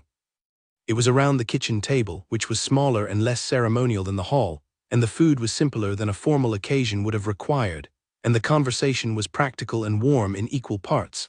They talked about the castle and about the village, and about what the winter might require. They talked about Frances's lessons and about Bess, who had apparently read her first full paragraph without stopping the previous week. They talked about George's drainage work, and what spring would bring in terms of the next phase. Leonard sat in the middle of this and took note. He was not a man who was easily moved by things. He prided himself on this quality. He thought of it as professional integrity, the ability to observe without being influenced by the observation. He had maintained it successfully for 6 years. He was finding it somewhat harder to maintain here. After dinner he walked through the great hall by himself. It was empty now, the fire banked low, and the last of the evening light through the tall windows made the room look both large and somehow settled, as though it had come to a comfortable arrangement with itself after a long period of difficulty. He stood in the hall for a while. He thought about the report he would write. He thought about its language, the administrative language of his trade, the measured description of physical condition and operational status. He could write that report accurately and completely. He had all the information he needed. But he was also thinking about something else. He was thinking about what this place had been when he arrived, and what it was now, and what that difference meant. And he was thinking about Edmund Harwick in his office reading a report about the Countess of Ashenmere, and he was trying to decide how much of what was true here could be communicated in administrative language. He did not think the answer was all of it. He said goodbye to Alara on Thursday morning. She thanked him for the time he had taken and asked if he had any specific questions she had not yet answered. He thought carefully about this, and then asked only one. "What do you intend for the hall?" She looked at the room for a moment. "I intend for it to be what it was built for," she said. "People coming and going, meals shared, the same things that any hall should be for if it is properly used." He nodded. He rode away from Ashenmere on Thursday morning, and he thought about what he had seen the entire way back. He drafted the report in his head as he rode, which was his habit. Usually the drafting was straightforward and the language came easily. This time the language was harder to find. Not because he lacked words, but because the available words kept being slightly smaller than what they needed to contain. He arrived at the Harwick estate in the late afternoon and reported to Edmund immediately, as was procedure. He gave the administrative account first, the condition of the foundation, the state of the roof repairs, the drainage work, the staffing. He was precise and complete. Edmund listened without expression, which was also usual. He asked 2 technical questions which Leonard answered. Then he asked, "And your overall assessment?" Leonard thought about the library room, about Bess and the paragraph she had read without stopping, about Callum's face across the kitchen table, about the smell of bread and the sound of the hall settling at night, and the way the light came through the south windows of the west wing in the afternoon. He said, "In 6 years of this work, I have not seen anything quite like it." Edmund looked at him. "Like what specifically?" he said. His voice was even, his face was controlled, which was its default state. Leonard chose his words carefully. "The estate is in significantly better condition than any report would suggest possible in 8 weeks. That is the technical finding, but it is not the most notable thing." He paused. "The most notable thing is what she has done with the people. There is something at Ashenmere now that I have not encountered in an estate that has been empty for 60 years. Something that goes past competent management." "Describe it," Edmund said. Leonard looked at him for a moment. He had worked for this man for 6 years. He knew his face in most of its available expressions. He had not seen quite this one before, the particular quality of someone asking a question to which they already know the rough shape of the answer and are determining, based on the exact answer, what to do about it. "The estate feels like a home," Leonard said. "Not a managed estate, a home, the kind that belongs to the people in it." Edmund said nothing. Leonard said, "I think you should see it yourself." Edmund continued to say nothing. Then he said, "Thank you, Leonard, that will be all." Leonard left the room. He walked down the corridor of the Harwick estate, the long corridor with its portraits and its polished floors and its correct and handsome furniture, and he thought about the kitchen table at Ashenmere, and the woman in the work coat who had offered him bread before she had any reason to, and the old man who had stayed in an abandoned castle for 30 years, because he could not bring himself to leave. Edmund Harwick stood at his study window for a long time after Leonard left. The perfectly maintained grounds were dark in the early winter light. The estate was entirely quiet. It functioned perfectly. He had a word in his mind that he could not put away. He stood there for a long time. He thought about what he knew of the estate he had given her, what he had known about it going in. He thought about the records, the inventory his father had kept, the stripped catalogue that represented what Ashenmere had been and everything that had been removed from it. He had read those records once when he was preparing the title to offer to confirm that it was as uninhabitable as he remembered it being described. He had not read them with any particular feeling, or thought he had not. Now he was not sure. He thought about the title ceremony. He thought about watching her read the scroll. He thought about her curtsy, the clean and precise curtsy of a woman accepting something, and the way she had left the hall without looking back. He had expected that to be the last significant interaction they had. He had expected she would remove herself from the problem without his needing to do anything further, and that would be the end of a situation he had found inexplicably difficult to categorize. That was not how it had ended. He turned from the window and sat back down at his desk. He picked up his pen. He began a letter, his 4th letter to Alara Voss, Countess of Ashenmere, and this one was different from the others in a way he would have found difficult to explain. It was still formal in its language. It still had the administrative structure of all his correspondence, but the question it contained was not administrative, not in any real sense. He asked about the library room. He asked how many children were currently attending the sessions. He asked if the donated books were adequate for the current number of students. He read the letter back once. Then he sealed it and gave it to the post before he could draft it a second time. It was not, he told himself, a significant letter. But he had written it, and that was, as he sat in his study that evening looking at the empty corner of his desk where the letter had been, not nothing. He was beginning to understand that in the matter of Ashenmere, the things he had been telling himself were accumulating into something he could not indefinitely ignore. He opened his diary. He found the line he had written weeks before, "I will go to Ashenmere in the spring."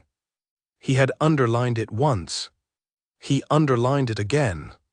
Then he closed the diary and went to bed, and the estate was silent and efficient and perfect around him, and somewhere at the back of his thinking, where he could not quite reach but could not entirely stop noticing, a library room held its books and its word list, and the particular warmth of a place that has been made into something by someone who meant it. The winter at Ashenmere was cold in the direct way of old stone buildings. The cold came through the walls in a way that could be managed but not completely defeated, and Alara had prepared for this as well as she could with the resources available. The corridors that were used regularly had been supplied with rugs and draft excluders, which Harriet had assembled from materials with the same organizational efficiency she brought to pantry work. The kitchen was warm and the library room was warm, and the great hall, when the fire was properly built up, was warm in the middle if not at the very edges. The 3 rooms in the west wing that had been repaired were now usable, which gave the full-time occupants of the castle, Ilara, Callum and Dora, who had moved in for the winter when the arrangement was proposed, and who had accepted with the directness that characterized all her decisions, enough space to be comfortable separately, which is what makes collective living workable. Ilara slept in one of the west wing rooms. She had not moved there until the plaster was fully dry and the window repaired and the floor tested to her satisfaction, which had happened the first week of November. Her first night in a real room with a real bed, a bed she had sourced from a house sale in town, simple and solid, nothing that would draw comment. She had lain in the dark listening to the castle around her and had thought about the floor of the kitchen and felt, with complete sincerity, nothing but gratitude for the bed. She was not precious about comfort, she was practical about it. Comfort, properly managed, enables more work. She had done good work from the kitchen floor, but she could do more from a warm room with a good night's sleep, and the evidence supported this. The Friday before the first significant snow of the year, Callum developed a fever. He said nothing about it at breakfast. Ilara observed it in the color of his face and the slight slowing of his movements, both of which were changes from his usual baseline, and therefore notable to anyone who paid consistent attention. She said, "You are unwell." He said he was perfectly fine. She said, "I believe the first part of that sentence, I do not believe the second." He looked at her with an expression that contained some resistance and a great deal of something else, the very specific expression of a person who has been caring for themselves alone for so long that being cared for feels strange and requires adjustment. She said, "You need to be in bed today. I will bring you soup at noon. The drainage is not being worked on today because George is in town, and there is nothing that requires you specifically." He began to say something. She said, "Callum." He stopped. He went to bed. She brought him soup at noon and checked his temperature in the practical way. Hand on the forehead, assessment comparison to the day before. The fever was moderate, concerning in an old man but not alarming if addressed promptly. She had some herbs that were relevant from the village healer, a woman who lived near Agnes and who knew a great deal about illness in the way of someone who has lived and worked in a community for a long time. She sat with him for an hour that afternoon because he was not sleeping, and because she did not think he should be alone. They talked, or rather she talked and he responded, because the fever made extended talking difficult for him and she adjusted accordingly. She told him about the week's work. She told him about Bess, who had now advanced to working through full pages without stopping and who had the week before written her own first short paragraph, which Francis had sent to Ilara as a note, a small folded piece of paper with Bess's words on it in careful, large, learning handwriting. Ilara had kept the paper. Callum listened. His eyes were closed, but he was listening. She could tell by the slight shift in his expression when something caught his attention. After a while he said, "You should know something."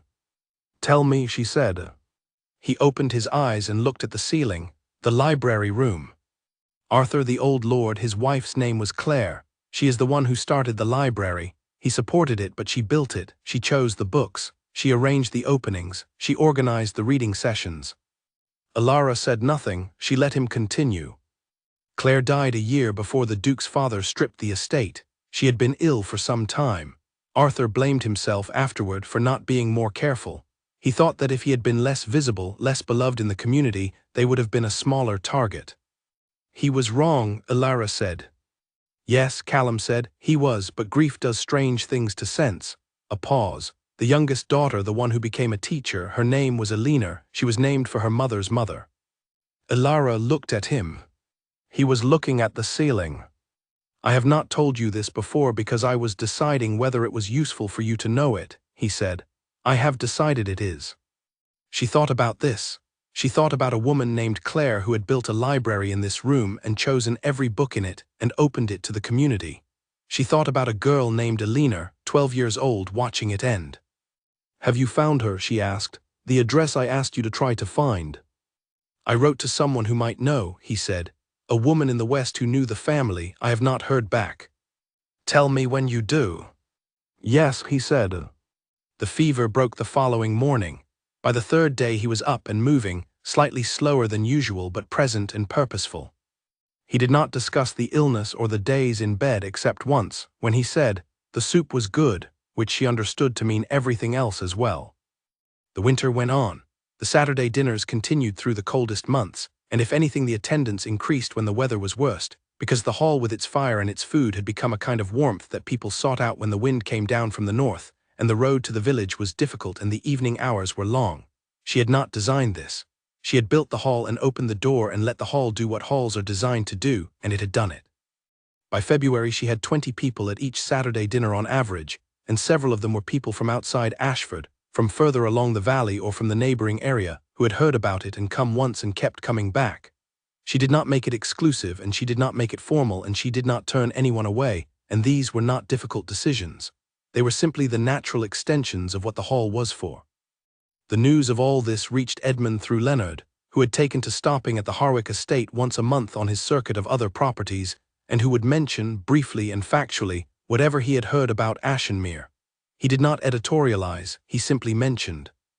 Edmund listened each time without visible reaction. He thanked Leonard each time without elaboration. But the page in his diary with the spring visit underlined twice remained unaltered, and when February became March and the days began to lengthen, he looked at it more often and with less distance than he had been maintaining. He was going. He had known he was going since he wrote the date down. He had known it more completely since Leonard had said the word home. He had known it in the way you know things that are true before you are quite ready to act on them, carrying the knowledge carefully, waiting for the right time the way a person waits for the right moment to say something that matters. Spring was coming, the right time was coming with it. He waited. He was beginning to discover, better at patience than he had previously given himself credit for. He had always thought of himself as someone who acted quickly and decisively.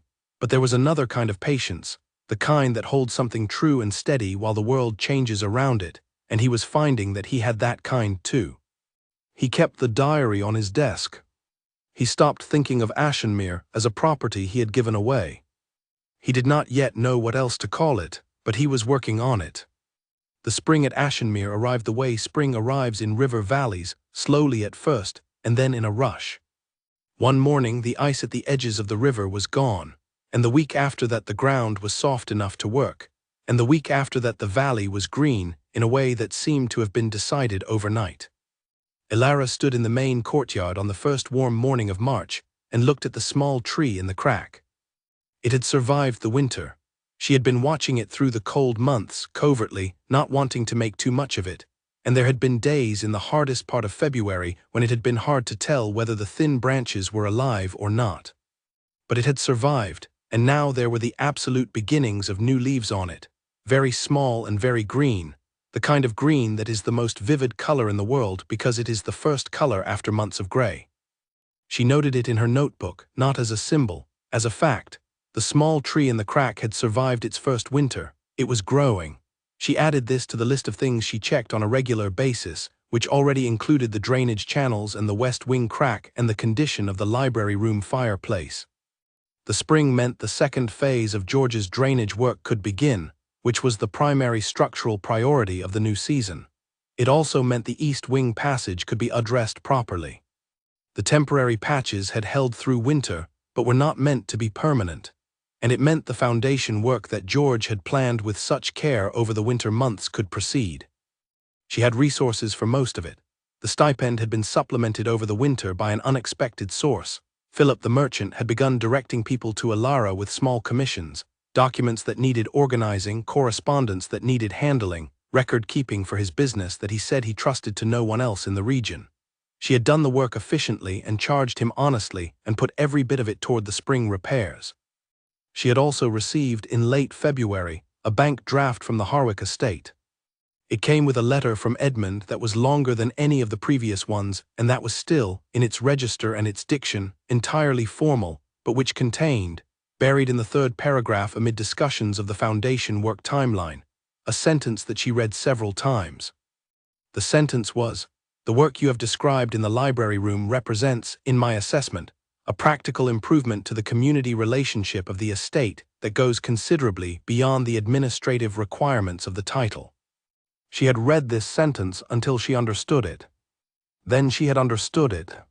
He was not praising her exactly. The language was too controlled for that, too careful to appear as praise, but he was acknowledging something. He was acknowledging, in the careful language of a man who does not easily acknowledge things, that what she had done was not nothing, that the work she had done was real and significant, and had value that went beyond what could be measured in property assessments. Coming from Edmund Harwick, who measured most things in property assessments, this was not a small thing. She wrote him back with the same formality, thanking him for the bank draft and accounting for its intended use. Foundation stone, East Passage roof repair, 6 months of Dora's salary that she had been managing on delayed payment while the winter cash flow sorted itself out. She told him the spring work schedule. She told him about the small tree. She did not know why she told him about the small tree. It was not an administrative detail. She noted this fact and did not remove it from the letter. She sent it. Spring work was hard and satisfying in the specific way that hard outdoor work is satisfying when the results are immediately visible. George's drainage channels were extended and deepened and connected to a new system that directed the water around the south foundation and away toward the lower field, which it turned out was perfectly suited to this. The slight depression in the ground had been, Callum said, used exactly this way by the old family, a fact that made her feel the rightness of the thing deeply. The East Passage roof was a more complex job than the whole roof had been, but Ned had spent the winter planning it, and he executed the plan with his characteristic combination of thoroughness and economy. Peter had become, over the months, an excellent assistant, and was beginning to develop his own ideas about the work, which Ned received with the particular pride of a father who respects his son's competence. Clara's contact, skilled in masonry, came for 3 weeks in April and addressed the west wing crack that had appeared during the autumn rains.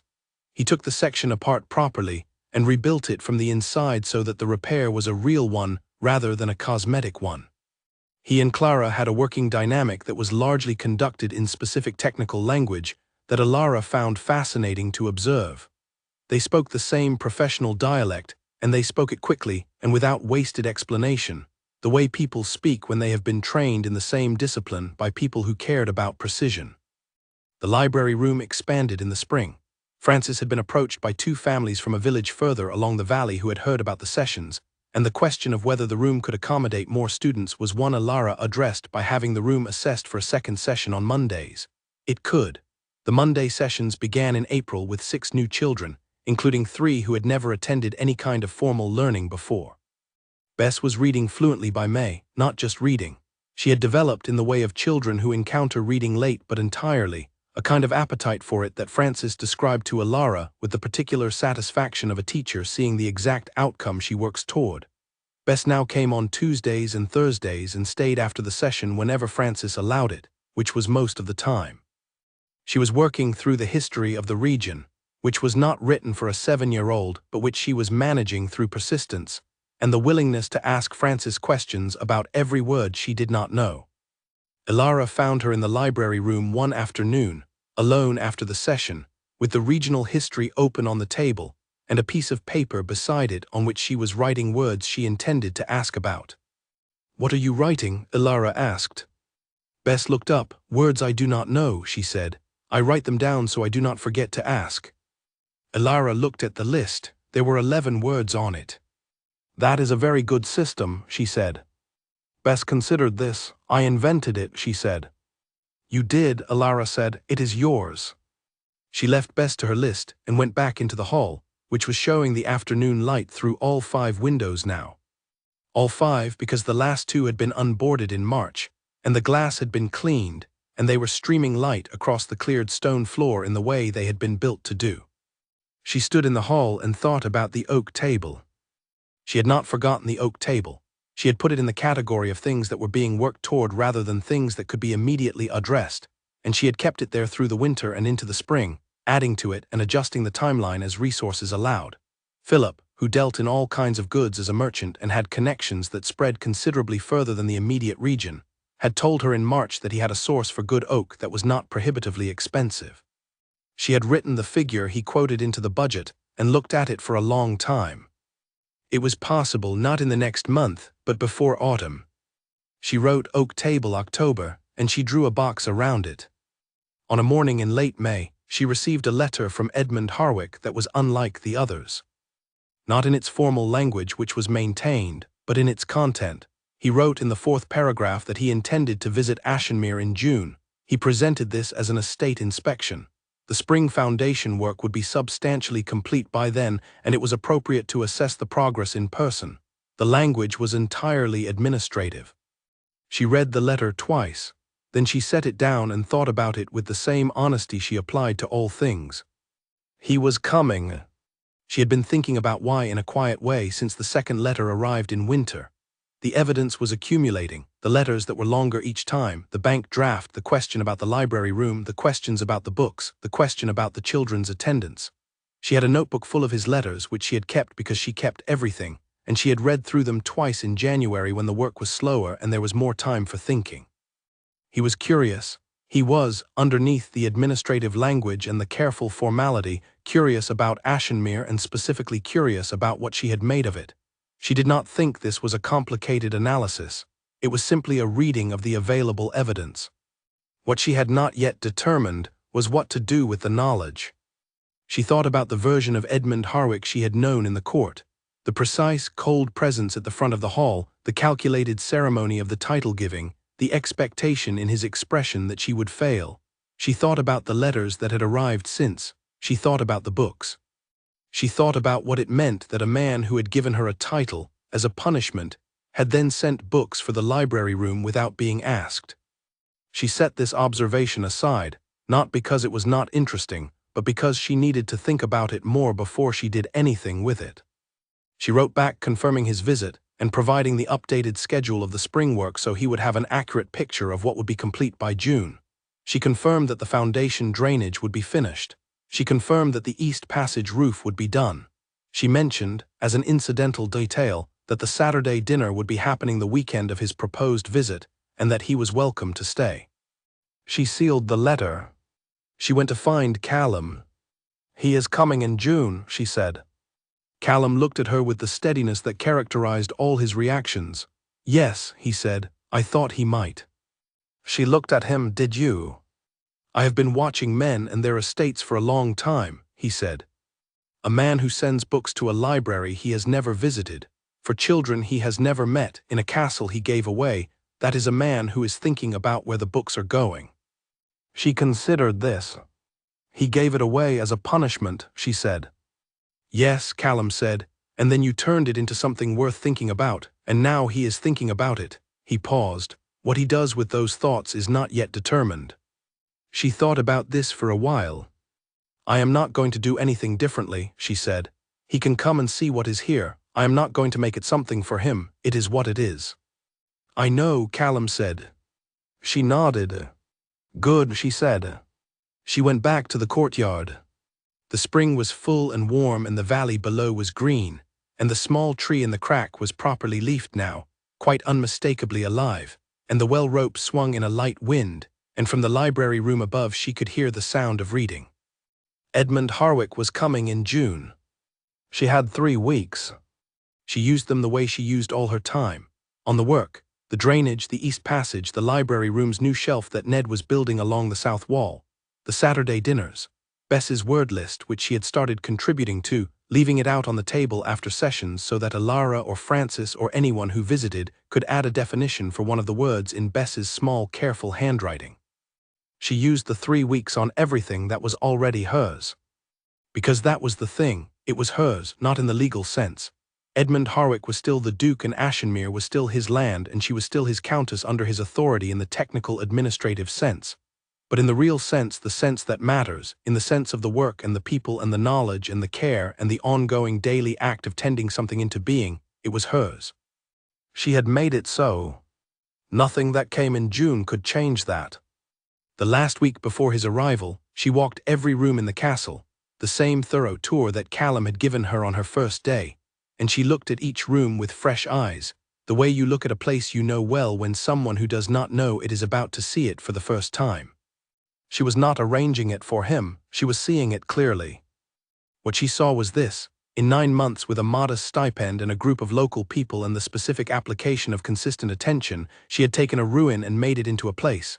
Not a finished place, not a perfect place, but a real one with a past that was being honored and a present that was being used and a future that was already, in a dozen small ways, under construction.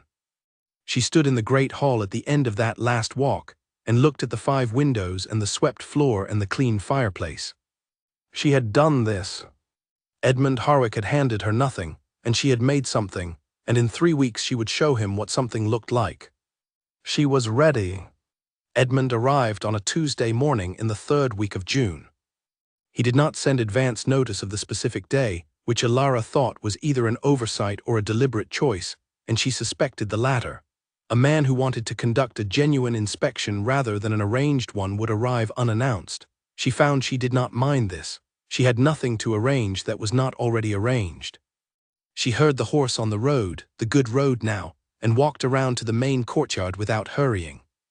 Edmund was dismounting at the gate. He was taller than she remembered, or perhaps she had not properly registered his height in the court because the context had oriented everything differently. He was dressed for travel, practical rather than formal, which she noted as a choice. He had a horse and a single traveling bag, no attendants, another choice. He saw her across the courtyard. She walked toward him at her usual pace. "Your Grace," she said when she was close enough. "Countess," he said. They regarded each other for a moment. He was looking at her the way he had looked at her in the hall on the day of the title, the measuring attention, the careful assessment. But the expression was different in some way she could not immediately name, not the anticipation of failure, something else. She said, "Welcome to Ashenmere. I can show you the foundation work and the East Passage today, and the rest of the estate tomorrow if that suits." "Yes," he said. "That suits." She took him to the stable first, where Peter took the horse with the particular competence and cheerfulness that characterized everything Peter did, and Edmund watched this exchange with an expression she filed for later. Then she took him through the castle. She had decided in the 3 weeks before his visit to conduct his tour exactly as she would conduct any tour, completely and in sequence, the way Callum had taken her on her first day. She would not arrange things or curate things or manage his impressions. She would simply show him what was there. She showed him the drainage work first, because it was the primary investment of the spring, and because the technical detail was genuinely interesting if you understood construction, and she had determined from his letters that he did understand construction, at least at the level required to read a detailed report. George met them at the South Foundation and walked Edmund through the system with the calm authority of a man who has done excellent work and knows it. Edmund asked 2 precise questions that demonstrated he had read the correspondence correctly and had understood it. George answered without flattery or inflation, which was the only way George answered anything. She showed him the East Passage roof, where Ned was still finishing the final work on the interior ceiling. Ned greeted Edmund with the directness of a craftsman who considers his work to be his credential, which it was. She showed him the repaired West Wing rooms and the corridor plaster that Clara had finished in April, and the window latches that Arthur the blacksmith had repaired. She showed him the great hall. He stood in it for a long time. The summer light came through all 5 windows and lay across the clean stone floor in the way it was meant to, and the fireplace was clean and the walls were sound, and the room was simply itself, a large, well-proportioned, well-built room that was being used and tended, and that showed the evidence of this in every detail. She watched him look at it without saying anything. She had learned that silence in a room sometimes communicates more than commentary, and this was one of those rooms, and this was one of those silences. He said, eventually, "The hall is in considerably better condition than I expected." "Yes," she said. He looked at her. "Leonard told me it had been cleared and cleaned. He did not fully convey the state of it." She thought about this. "Leonard is a very accurate reporter," she said. "I think perhaps this room is difficult to report on accurately." He continued to look at her. "What do you mean?" he said. She thought about how to say it. "A room that has been used correctly has a quality that a room that has been merely maintained does not have," she said. "I do not know if there is a simple word for it. Leonard would need to describe it, and description has limits." Edmund said nothing. He looked at the hall again, at the windows, the floor, the fireplace. Then he said, "Show me the library room." She took him to the West Wing. Francis was not there. The sessions were Tuesday and Thursday, and today was Wednesday. But the room was as it always was, the shelves with their books, the south light coming through the clean windows, the fireplace that Callum kept maintained. On the table there were two items, the word list, with its accumulation of entries in different handwritings, and the history of the region that Bess had been working through, which had several folded pieces of paper tucked into it as bookmarks. Edmund walked to the shelves and looked at them. He looked at the books. He pulled one out, the natural philosophy book that Francis used most often for the older children, looked at the spine, put it back. He looked at the word list. He picked it up and read it. She watched his face while he read it. She could not entirely tell what he was thinking because his face continued to be the measured, controlled expression she was accustomed to from him, but she noticed something in the quality of his attention on the list, a kind of lengthening of focus, a settling. He set the list down carefully. "The child who writes this," he said. "How old?" "7, she said. He said nothing. "Her name is Bess," Alara said. "She could not read when she arrived in September. She reads the regional history now with some assistance." He was looking at the list. "You know," he said, and here something in his voice shifted very slightly in a direction she had not heard before. "My mother had a library. She waited not here at the family seat. She was very particular about the books. She believed very strongly that books should be given to people, not just owned by them." He paused. "She died when I was 11. She looked at him. He was still looking at the word list. "I am sorry," she said. He looked up at her. Something in his expression was different, not unguarded exactly, but less constructed. The engineering of it had shifted. "The collection was dispersed after she died," he said. "My father was not interested in maintaining it. I do not know where the books went." She thought about Claire, the old lord's wife who had built this library. She thought about Edmund's mother whose library had been dispersed. She thought about the particular repetition of this, the women who had built things with care and the men who had taken no particular care of them. She did not say this, she simply held it. "The books that are here now came from several sources," she said. "A merchant in town, some donations, 2 orders that your bank drafts paid for. The children are in the room on Tuesday and Thursday mornings." "Yes," he said, "I know." He set the word list back on the table, exactly where he had found it. They walked back to the main part of the castle, and she showed him the remaining rooms, and she answered his questions as they arose, which they did regularly and which were always specific, and showed him to be someone who understood what he was looking at. This was useful information. It meant she did not need to over-explain. At midday she brought him to the kitchen where Dora had prepared a simple working lunch, not the formal meal that a ducal visitor might expect, but the same lunch that she had every day with Callum and whoever was working. She had not changed this deliberately. She had simply not thought to change it, because it had not seemed necessary. Edmund sat at the kitchen table. Dora put food in front of him with the same directness she put food in front of everyone. Callum sat across from him and said good morning, and then said nothing else for several minutes, in the way of a man who is taking someone's measure. They ate. At some point during the meal, she could not have said exactly when, because it was not a moment that announced itself. Edmund Harwick simply became someone sitting at a kitchen table eating lunch, without the formal quality that he usually carried with him. Not because he had put it down deliberately, but because there was in that kitchen, on a June afternoon, something that was stronger than formality. Something that made formality feel like the wrong instrument for the room. He stayed for 2 more days. He had intended to stay 1. But Ashenmere had a way of making the amount of time you had planned to stay feel insufficient, not because it demanded anything, but because there was always, at the end of the planned day, something you had not quite finished understanding. Edmund understood this about himself by the end of the first evening, and he told himself he was staying for administrative reasons, and by the second morning he had stopped telling himself that. He was staying because he wanted to. That first evening of Edmund's visit, Alara invited him to the great hall after dinner for no particular reason, except that it was where she spent her evenings when she did not have notebook work to do, and it seemed strange to let him stay in the castle without showing him what the hall was like in the evening, which was different from what it was in the afternoon. She lit the fire, not a large one, an evening fire, and the room settled into that amber warmth that it had in the evenings now. They sat on opposite sides of the fireplace, not close, not distant, and she had her notebook and he had the administrative papers he had brought with him, and they both worked.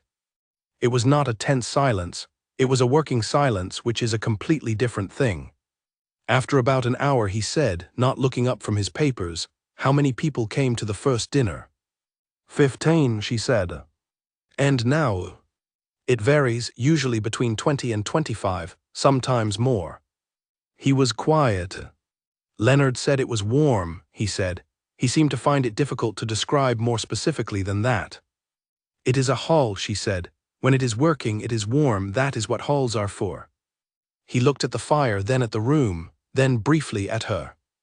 My hall at the estate is considerably larger than this, he said. Yes, she said.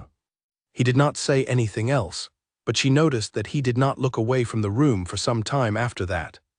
He sat in the chair by the fire in the hall that had been empty for 60 years, and was now warm and clean, and full of the specific quality of a place that has been chosen and tended and made real by someone who meant it.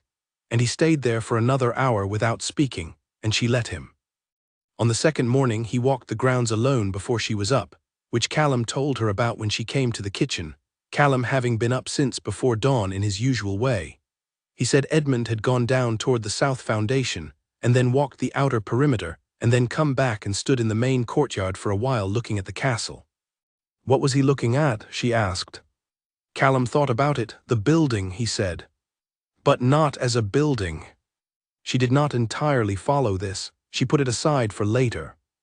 The Friday morning session, she had started a Friday session in May to accommodate the growing numbers, was happening when Edmund came into the corridor near the library room. He did not appear to have planned to be there. He had been walking to the east wing to look at the passage work again, and the library room was on the route, and the door was open. He stopped at the door. She saw him from the far end of the corridor and watched without approaching. Inside the room, Frances was working with the older children on a mathematics problem. She was writing numbers on a piece of slate and asking questions, and the children were thinking, which they did with the full engagement of people for whom thinking is still new enough to be interesting. Bess was at the far end of the table, working on something independently, as she often did. Edmund stood in the doorway for perhaps 3 minutes, then he moved on. She found him at the east passage work, and they inspected it together, and she answered his questions and he asked good ones. And afterward they walked to the south wall where George was finishing the last section of the drainage system, and she left the two men talking technical details because they were both capable of conducting the conversation without her. She went back to the library room. Bess was still there, the session over now, the other children gone, Frances tidying the shelves. She was working on her word list. There is a new word, Bess said without looking up. What is it? Alara asked. Stewardship, Bess said. Frances used it. It means taking care of something that belongs to everyone. Alara looked at the word on the list. That is a very good word, she said. I know, said Bess. I am going to use it. Alara left her to it. The last evening of Edmund's visit was the Saturday dinner. She had mentioned it in her original reply, and she had mentioned it again when she confirmed the schedule. And he had not said he intended to stay, but he had not said he intended to leave. And when Saturday evening came, he was still there, changed out of his traveling clothes into something slightly less formal, which represented a significant adjustment on his part. 22 people came to dinner, Agnes and her family, Ned and Ruth and Peter, Francis Howell, George and his wife, Philip the merchant, Arthur the blacksmith, several people from the village she had come to know by this point, Dora's parents, Callum at his end of the table. Edmund sat in the middle of the table, not at the head. She had not put him at the head, which he did not seem to expect, and which made her think better of him. He was quiet for the first part of the meal in the way of someone who is listening rather than preparing to speak. And then Ned, who was 2 places away from him, said something about the carpentry in the East Passage, and Edmund asked a specific question, and Ned answered it, and they were talking about wood joints for 20 minutes with the fluency of 2 people who respect the same craft from different angles. She sat at her end of the table and watched this. She watched Edmund Harwick in the Great Hall on a Saturday evening, with 22 people around a table and a fire going and food on every plate, talking about wood joints with a carpenter from the village, and she thought, he did not know this was here. He had given her this castle as a ruin, as a punishment. He had not known because he had never seen it work what it could be when it was working. He had given her something he thought was nothing, and it had turned out to be everything, and now he was sitting in the middle of it, and she could see from his face, she could see, even from this distance, from this end of the table, that he was beginning to understand the size of what he had missed. She picked up her glass. She did not feel triumphant. That surprised her. She had thought in the early days that if this moment ever came, the moment of his recognition, she would feel triumphant. She did not. She felt something more complex and more human than triumph, something in the neighborhood of sorrow for what he had not known, and something in the neighborhood of gladness for what she had built, and something else that she could not quite name. She looked at the fire and she thought about the small tree in the crack of the courtyard stone, very green now, quite unmistakably alive. She thought about Callum staying for 30 years. She thought about Claire, who had built a library, and Alina, who had been 12 when they took it away. She thought about Bess and her word list, and the word stewardship written in careful handwriting. She put her glass down and listened to the room. After the evening ended and the guests had gone, warm and fed, and carrying the particular quality that good evenings leave in people, Edmund was still there. He helped Callum move 2 of the chairs back against the wall, not because anyone asked him to, but because he was standing near them and it was the obvious thing to do. She noticed this. She was learning to notice the small things about him the way she had learned to notice the small things about the castle.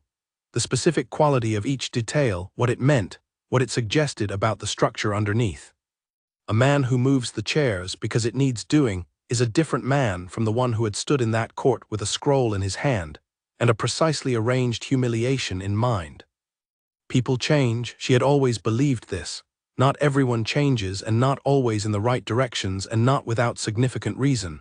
But people can change. The capacity is there, and sometimes all that is required to activate it is to show them something they had not previously been able to see.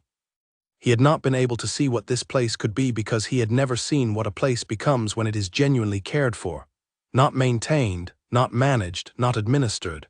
Cared for the way you care for something that has your full attention and your full intention behind it. She had shown him.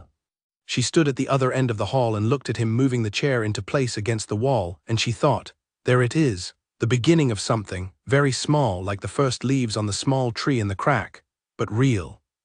He turned and saw her watching. She did not look away. He said, I owe you an apology. She considered this, then she said, which one? He looked at her. Then, unexpectedly, something crossed his face that was not quite a smile but was in that direction. The title, he said, the way I gave it, what I intended by it. She thought about the court and the scroll and the ceremony and the 30 people who had watched and the particular arrangement of it all, designed for maximum effect. Yes, she said, that one. I was wrong about you, he said. I was wrong about what you would do. I was wrong to do it that way at all. She held his gaze. His face was clear and direct in a way it had not been when she first looked at it across the great hall of the Harwick estate 9 months before. Something had moved in those 9 months through the deliberate architecture of his composure, and what was underneath it was a person, a real one. I know you were wrong, she said. I knew it then. He nodded, not defensively, just receiving it. What I would like to know, she said, is what you intend to do now. He looked at the hall around him. The fire, the table, the swept floor and the clean windows and the room that was now, undeniably, exactly what it had been built to be. I would like to come back, he said. Frequently. Then come back, she said. The door is open. She said it simply, not with warmth and not with distance, just the truth of it offered plainly the way she offered all truths. He held that offer for a moment. Then he said, thank you. She went back to the kitchen to bank the fire for the night, and he followed, and they did the quiet work of ending a day together in the way of people who have stopped being strangers without quite having decided when that happened. And the castle breathed around them in its slow and certain way, and the river ran in the dark below the valley, and the night was clear above the valley, and the small tree in the courtyard crack was dark against the dark, but it was there and it was alive. What Edmund Harwick felt on the drive back to his own estate on Sunday morning was not simple, and he was not a man who did well with things that were not simple. He was not a man who avoided difficulty. He had managed his title and his lands and his responsibilities for a decade with the consistent application of intelligence and discipline, and neither of those things was simple. He managed them through system and precision, by developing clear frameworks and applying them consistently, by asking the right questions and taking in the answers and making decisions based on evidence. He tried to apply this method to what he had found at Ashenmere. He tried it on the drive home, with the June countryside going by outside the carriage window and the horse moving steadily, and the administrative documents in the bag beside him representing all the ordinary business of an ordinary week that would begin again on Monday. He tried to frame what he had experienced in the terms he was accustomed to: estate condition, operational efficiency, community relations. He tried to write the analysis in his head the way he wrote analyses on paper. He found he could not do it. The analysis kept running into the kitchen table, and the word list and Ned's voice talking about wood joints, and the way the fire had made the hall look in the evening, and the quality of what had happened when he had moved those 2 chairs, and she had been watching him and he had turned and found her looking, and for a moment neither of them had said anything, and the hall had been entirely quiet around them. He thought about the apology. He had not planned to make it. He was not a man who planned apologies, and in his experience, planned apologies had a hollow quality that unplanned ones did not. This one had not been planned. He had simply arrived at it in the hall with the dinner over and the people gone and the candles burning low, and it had been the most honest available thing to say. He thought about her response. I knew it then, not said with bitterness, not said with the edge of someone who has been waiting to say it, said with the same directness she brought to everything. A fact stated cleanly and then the hand extended, the door is open. He had been handed much in his life. The title, the lands, the resources, the authority, the accumulated weight of a family name that meant something significant in the region. He had never been handed anything quite like the offer Ilara Voss had made to him in the hall of a castle he had given her as punishment. The door is open. He sat with that for a long time. He arrived at his estate in the afternoon and went directly to his study and sat at his desk and looked at the room for a long time. The room was impeccably maintained and entirely quiet and very efficiently organized and completely without warmth. He had never noticed this before. He noticed it now, with the specific clarity of someone who has spent 3 days somewhere that has all the qualities his own space lacks, and who can therefore see the absence as an absence rather than simply as the natural state of a room. He opened his diary and wrote, "The estate at Ashenmere is in a state significantly beyond what any administrative assessment would predict, given the resources available and the time elapsed." He stopped writing. He looked at what he had written. He wrote under it, "The woman who holds the title is unlike anyone I have encountered." He stopped again. He read this back. He decided it was accurate and also that it was insufficient. He wrote, "I intend to return before autumn." He underlined the sentence. Then he wrote, "I sent books to her library months ago, for children I had never met, in a room I had not seen. I should have thought about why I did that before I did it. If I had thought about it honestly, I would have understood sooner where this was going." He read this paragraph back. He did not cross it out. He left it in the diary, which was where honest things belonged. He put the diary in the drawer where Ilara's letters were, all of them, still there in their accumulated stack, not filed, not discarded. He went to work. He worked through the evening with his usual precision and competence, because the work was real and required attention, and he was a person who gave real things real attention. But there was something running underneath the work that had not been there before, or rather had been there for some time without his having properly acknowledged it. He was going back. Not in autumn. He had written autumn and meant before autumn. He would go back in August. He would find a reason. Or he would not find a reason, and he would go anyway, because not everything required a reason, and he was beginning to understand that this particular understanding was something he had been missing for a very long time. He looked at his study window. The evening was clear and the grounds were as they always were, maintained and correct and efficient. He thought about Ashenmere in the evening, the fire in the hall, the sound of 22 people eating dinner together, the specific quality of light that came through 5 clean windows across a swept stone floor. He thought about Ilara watching him move the chairs and not looking away. He thought, I did not know what I had given her. And then, with the complete honesty of a man who has stopped pretending to himself, I did not know what I was missing either. He closed his study, he went to bed. And in his large, well-made bed in his large, well-maintained house, he lay in the dark and thought about a valley and a river and a castle on a hill where the door was open, and he felt something he had not felt in a considerable amount of time. He felt that there was somewhere he wanted to be. That was new. He held it carefully, the way you hold something new and true, not yet certain what to do with it but certain enough that you do not want to put it down. He slept better than he had in months. He came back in August, as he had told himself he would. He did not manufacture a reason. He wrote to Alara 3 weeks before, and said simply that he planned to visit and asked whether the second week of August would suit the work schedule. She wrote back that the second week was fine, and that the Monday session in the library room had expanded to 18 children, and the first phase of the East Wing first floor repairs had begun. He read the letter twice. He noticed that she had not asked why he was coming back so soon after June. She had simply confirmed the dates and given him the current update on the estate. He found this, as he found most things about her correspondence, clarifying rather than opaque. She was not going to question his returns. She was going to let him choose them freely. What he did with that freedom was his own business. He arrived on a Sunday evening this time, which was a departure from his previous visit. He had thought about why he was choosing Sunday, which was not a working day, and concluded that the answer was honest. He wanted to arrive on a day when the castle was not in its working mode, but in its resting one. He wanted to see what Ashenmere was like when the work stopped. She met him in the courtyard. The evening was warm and long, the way August evenings are in that part of the country, and the valley below was gold in the late light. Callum was in the courtyard too, sitting on the low wall near the well with a cup of tea, which he did not abandon when Edmund arrived. He nodded. Edmund nodded back. That was all. It was a sufficient exchange between two men who had each concluded that the other was not a threat to anything that mattered. Alara showed him to the West Wing room that had been prepared for him, and the room was clean and simple, and had a view of the valley that was, in the current light, extraordinary. He stood at the window for a while. She had gone to check on something in the kitchen, she said, and she would see him at supper. No ceremony, no welcome speech, just, "The room is ready, I will see you at supper," and the quiet closing of the door.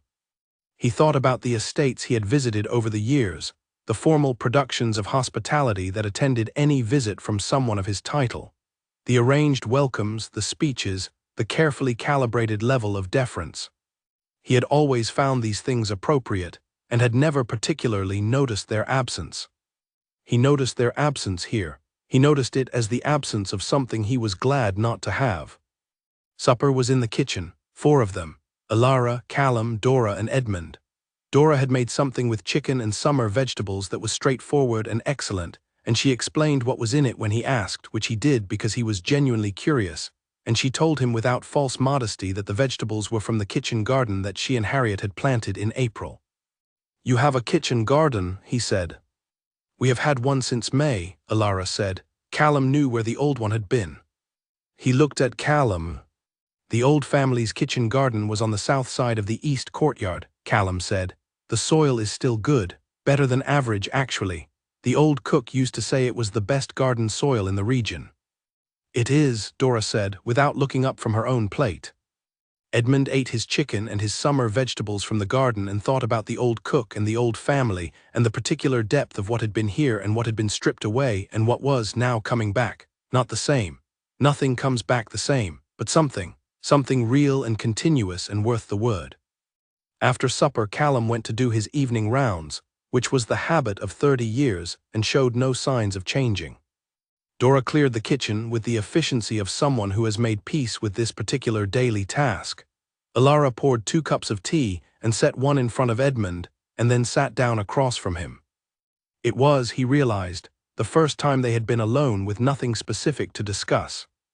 He was not uncomfortable with it. He was aware of the potential for discomfort and noted its absence. She was looking at him with the particular quality of attention she brought to most things, direct and calm and without agenda. "Tell me something I do not know," she said. He looked at her. "What kind of thing?" "Anything," she said, "something true." He thought about this. It was not the kind of request he received often. It was possibly the kind of request he had never received. "My father," he said, "was not a kind man. I have known this for a very long time. But I believed for most of my adult life that the way he ran things was simply the correct way to run things. Efficient, orderly, without sentiment. I thought sentiment was a weakness, and I thought I had successfully avoided it." She said nothing, she was listening. I have been reconsidering that, he said. What changed, she asked. He looked at his cup, then at her. Several things in sequence. He paused. Leonard, his report, the word he used. What word? Home, he said. She was quiet. He said it feels like a home, Edmund said. And I have been thinking since he said that about what my own estate feels like, and what the difference is. And why the difference is what it is. And what did you conclude, she asked. That I built an estate and you built a home, he said, and that I did not know those were different things until I walked into yours. She looked at him for a long time after that. Her expression was not soft and it was not hard. It was simply clear, the way things are clear when you are looking at them with your full attention. Why did you give me this title, she said. You know why, he said. Tell me anyway. He met her gaze. Because you were in my court and I did not know how to categorize you, and I found that uncomfortable, and I solved my discomfort by removing you to somewhere I thought you would not be able to manage. And now I am sitting at your kitchen table drinking tea made from your kitchen garden's water, and I have just apologized to you in your hall, and I came back 8 weeks after my first visit with no administrative reason for doing so, and I find that I am no longer interested in maintaining the pretense that this is primarily about the estate. He said this in the same measured way he said most things, but the content of it was not measured at all. It was simply accurate. She looked at him. What is it primarily about, she said. I believe you know the answer to that, he said. A pause. I would like to hear you say it, she said. He looked at her. He had spent years being a man who did not say things, who managed and administered and directed and decided, but did not say the things that were behind all of that, the things that were more real than the formal vocabulary he lived in. He had found this efficient. He had found it sufficient. He found it now insufficient. I came back to see you, he said, not the estate, you. She received this with the same directness with which she received everything. I know, she said. Then why did you ask? Because you needed to say it, she said, not for my benefit, for yours. He looked at her. Something moved through him that was unusual, that did not have an administrative name. Something that was the particular sensation of being seen correctly by someone who is neither impressed nor threatened by what they see, simply looking, simply knowing. He had not been seen that way before, or if he had, it had been a very long time ago, and he had forgotten what it felt like. He remembered now. He drank his tea and she drank hers, and the kitchen was warm and the summer dark was outside the window and the valley below was quiet. And they sat there for a while longer, talking about nothing in particular, and then something else, and none of it was administrative. He stayed 5 days. He did not require a reason, she did not ask for one. He helped where he could be useful, which was more places than he had expected, because it turned out that the administrative understanding of an estate he had built over a decade translated reasonably well to the practical problems of a different estate if you were willing to put it to work rather than standing at a distance. He spent a morning with George discussing the second phase of drainage, and left with a list of materials and a schedule that George said was the most sensible timeline he had seen for the scope involved. He went back to the library room twice. Both times it was in session. Both times he stood in the doorway for a moment, not interrupting, just seeing. On the 4th day Bess saw him in the corridor and said without preamble, "You sent the books." He looked at her. She was small and direct and entirely certain, which at 7 years old was either a quality you were given or a quality you developed, because you had encountered something that made you want to be able to read it. Yes, he said. Thank you, she said. And then, because she was also a child with the fundamental economy of a person who has not yet learned that social situations require padding, she turned and walked back into the library room. He stood in the corridor and looked after her. He thought about his mother's library, the books dispersed to wherever books go when no one bothers to keep them together. He thought about Bess's list of words.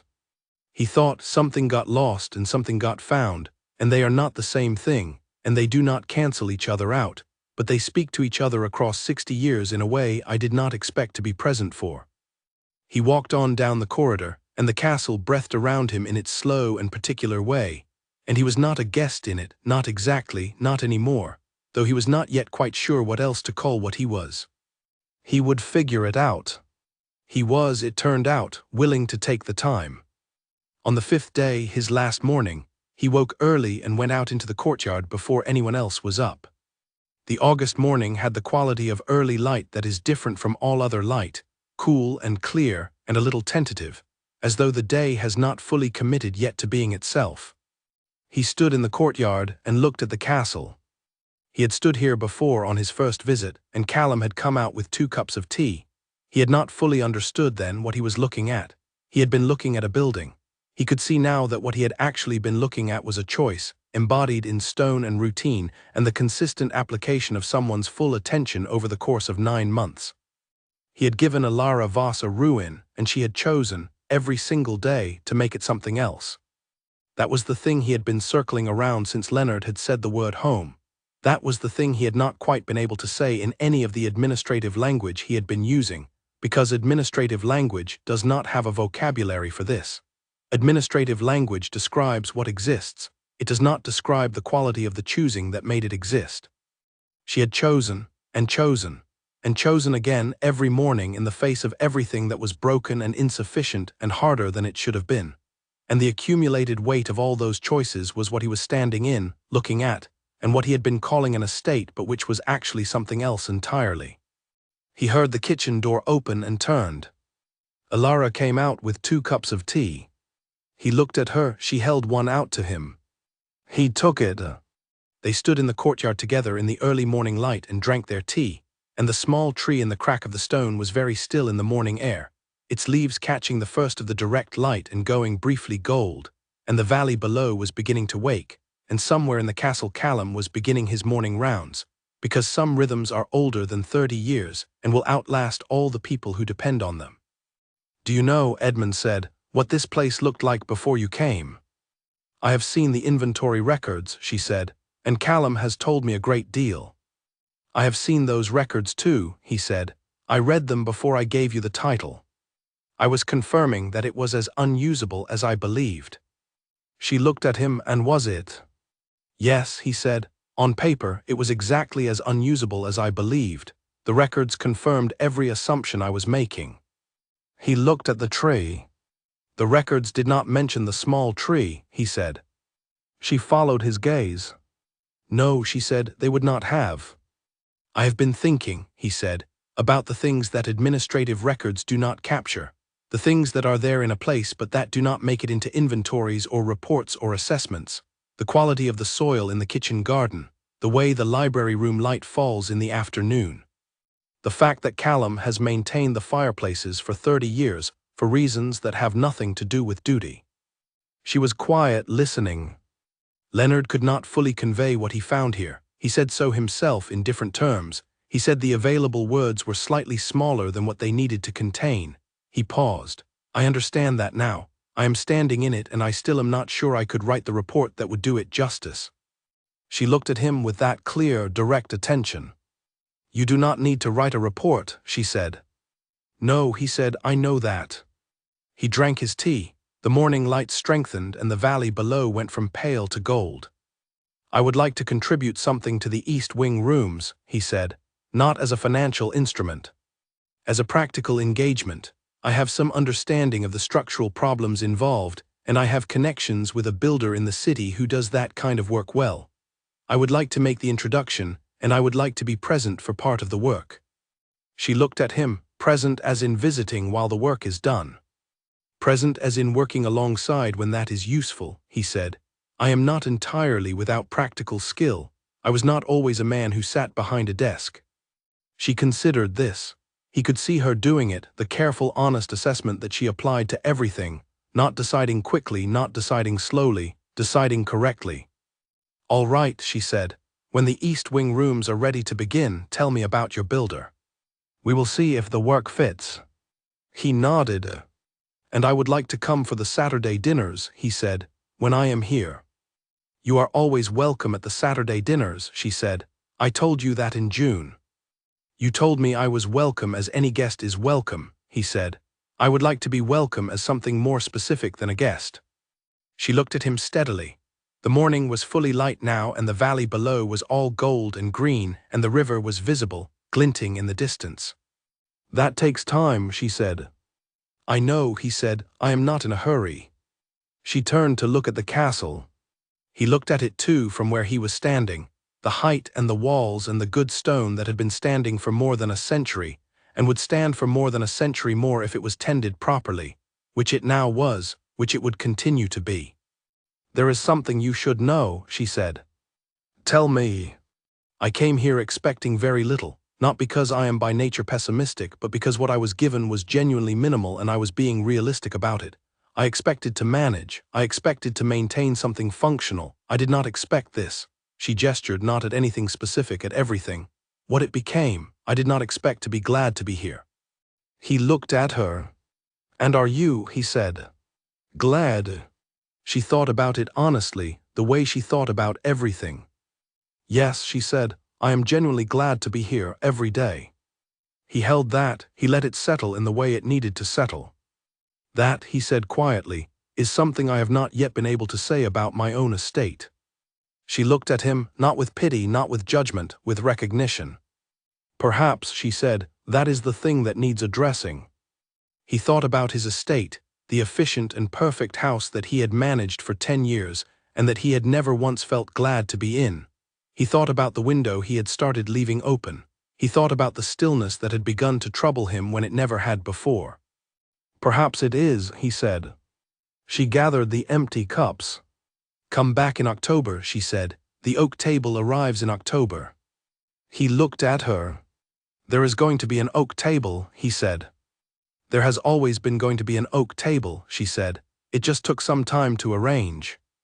She went back inside.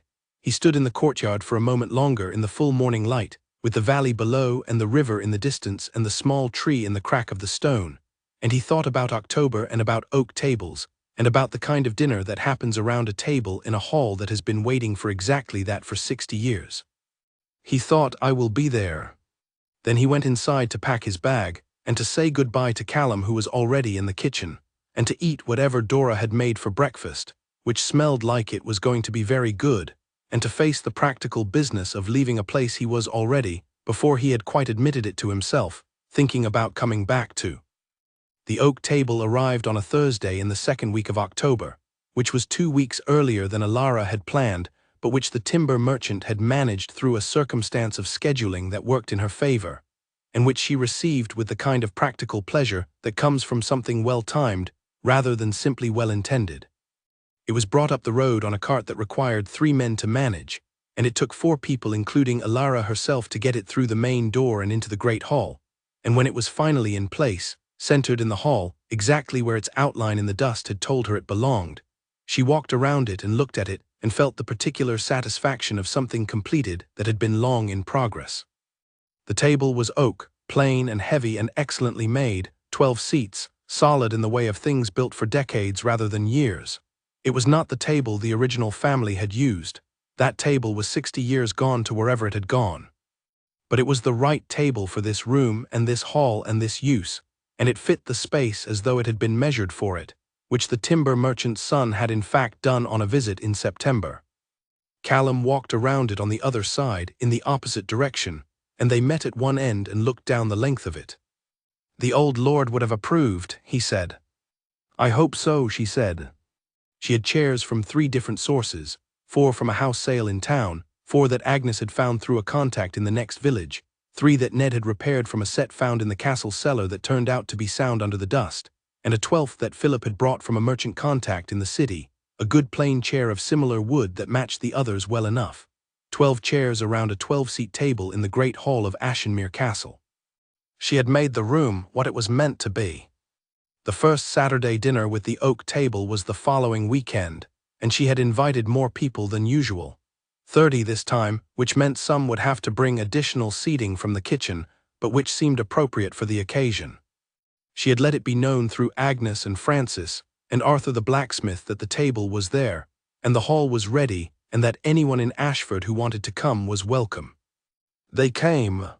30 people was the most who had been in the hall since she arrived, and the noise of it was the best noise she had heard there, not louder than the previous dinners exactly, but fuller, richer, the way a chord is richer than a single note.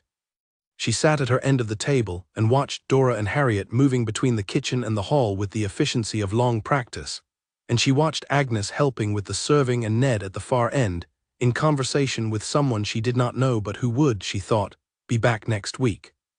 And she watched Callum at his end of the table eating slowly and looking at the room with the expression she had finally, sometime in the summer, found the word for. The word was peace. Callum was at peace with Ashenmere for the first time in 30 years. She had not done this for him. She had done it because it was right. But the fact that it had also done this, that the rightness had rippled outward and landed in him in that specific way, was something she was glad of in a way that went beyond any ordinary gladness. Edmund arrived the following Tuesday. This time she had advance notice of the day. He had written with the specific date, which was a change from the June visit. She noted the change without reading too much into it, or she tried not to read too much into it. She was finding, as autumn deepened, that she was thinking about Edmund Harwick with increasing frequency and with increasing specificity, and that the specificity was not always administrative. This was a fact she was keeping in the category of things that were true, but that she was not yet sure what to do with. He arrived in the mid-morning and she met him in the courtyard, which was clear and cold in the way of October mornings in this valley. The small tree had gone to its autumn color. She had been watching it since September, curious about what color it would turn, and it had turned a remarkable deep gold that caught the light in the morning in a way that she found disproportionately satisfying.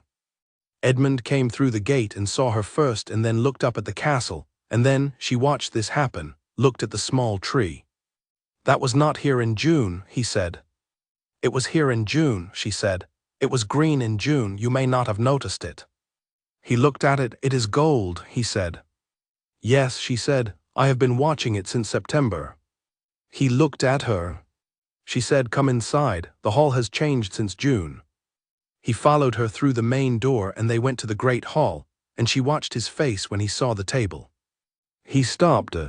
He looked at the table in the hall, the long oak table with its 12 chairs, centered in the room in the October light that came through all 5 windows and lay across its surface in the specific warm gold of an autumn morning. He stood there for a long time. She let him. When he turned to her, his face was controlled, as it usually was. But there was something in his eyes that was not quite the same as control, and she registered it and kept it.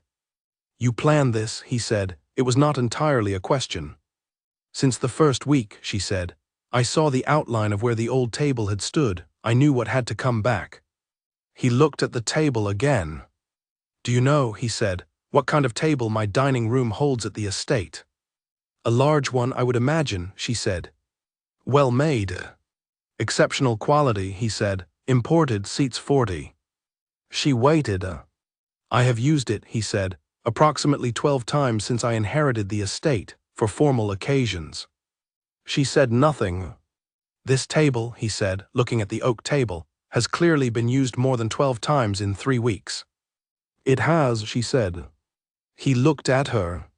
She held his gaze with the steadiness that had been her particular quality since the day in the court, and she did not look away, and he did not look away, and the hall held its morning light around them. He said, you know that I gave you this title because I expected you to fail. Yes, she said, I know that. And that I was wrong. Significantly, she said. He held her gaze. Something shifted in his expression, the final piece of the construction he usually maintained, the outermost layer, the one that looked most like a person but that she had always been able to see past. It shifted. She saw his face. He was not a cold man. That was what was underneath. He was not cold. He was a man who had learned coldness as the primary available tool and had used it for so long that he had stopped examining whether it was actually the best tool. He was a man who had been taught that distance was dignity and efficiency was value, and that warmth was an indulgence that serious people could not afford. He had been wrong about this for a long time. She could see that he was beginning to understand this. She did not say it. It was not hers to say. It was his to arrive at, in his own way, on his own timeline, and she would not take that from him by naming it first. She said, there is tea in the kitchen. and the foundation drainage is complete if you want to see the finished work." He let out a breath. "Yes," he said, "both of those things." They went to the kitchen first. Dora was there in the middle of the morning baking, and she greeted Edmund with the same matter-of-fact warmth she greeted everyone and put tea in front of him without ceremony, and he drank it at the kitchen table and watched Dora work and said nothing for several minutes. Then he said, "The bread in June was very good." Dora said without stopping what she was doing, "The bread today is better. I have improved the oven situation." Elara watched this exchange and felt something warm move through her that was hard to name, but that was, she thought, the particular feeling of watching two things that were not supposed to belong together find that they did. They went to the foundation work. George met them with his typical calm and took Edmund through the completed system with thorough precision, and Edmund asked his precise questions and George answered them, and the drainage channels ran clean and true in the October ground, and above them the south wall was dry for the first time in decades. They walked the east wing passage. The new roof section was solid and well integrated, and Ned had done the work properly, not quickly, which meant it would last. They went to the library room. Francis was not there midweek, no session, but the room was as it always was, the books on the shelves, the south light, the word list on the table. It had grown considerably over the summer. There were entries in many different handwritings now, because Elara had quietly mentioned to several people that the list was there and open to additions, and people had added to it. Words Bess had asked about, words Francis had introduced, words that Agnes had contributed from her own vocabulary, a word that Arthur the blacksmith had put there one Saturday after dinner that was a highly specific technical term for a type of metalwork that no one else in the room had known. Edmund stood at the table and read the list for several minutes. Then he reached into his coat. He took out a folded piece of paper and set it on the table beside the word list. She looked at it. He said, "From Leonard, he found part of my mother's library, 12 books. The provenance is clear. They are in a bookseller's warehouse in the city." She looked at the piece of paper, then at him. "He thought," Edmund said, "and I agreed, that they would be better used here than in a warehouse." She stood in the library room and looked at him. He was not looking at her. He was looking at the word list, at Bess's handwriting at the top and all the other handwritings below it. "Your mother would have liked this room," she said. He was quiet for a long time. "Yes," he said, "she would." They stayed in the room for a while. Neither of them spoke. The afternoon light moved through the south windows in the way it always did, and the list lay on the table and the books stood on the shelves, and the castle breathed around them in its slow, enduring way. He stayed 4 days. He went to the Saturday dinner. He sat in the middle of the table again, not at the head, and he talked to Ned about the East Wing plans and to Francis about the Monday sessions and to Philip about the supply situation for the next season. And he ate Dora's cooking with the attention of someone who has decided to pay real attention to good things. And when Callum made a dry observation about the history of the East Wing's second floor, Edmund laughed, which was the first time she had heard him laugh without any reservation in it. She heard it from her end of the table and she did not make anything obvious of it. She simply noted it, the way she noted things that were important and true, and she kept it. On the last morning, before he left, he came to find her in the hall where she was measuring for the next piece of work she had in mind. She was holding the measuring cord herself, and she looked up when he came in. He stood in the doorway of the hall and looked at the oak table and then at her. "I have been thinking," he said, "about what you said in August, that perhaps what needs addressing is whether I am glad to be in my own estate." And she said, "I have been thinking about what it would take," he said, "to make it somewhere I am glad to be." "What did you conclude?" He looked at the hall, at the table and the windows, and the fire that Callum had built up that morning. "That it would require doing what you have done here," he said. "Not the same things because the situations are different, but the same principle, deciding what a place is for, and then making it that." She looked at him. "That is correct," she said. "I thought you would say that," he said. "I know," she said. She went back to her measuring. "Come back when you have made a start." He stood in the doorway for a moment longer.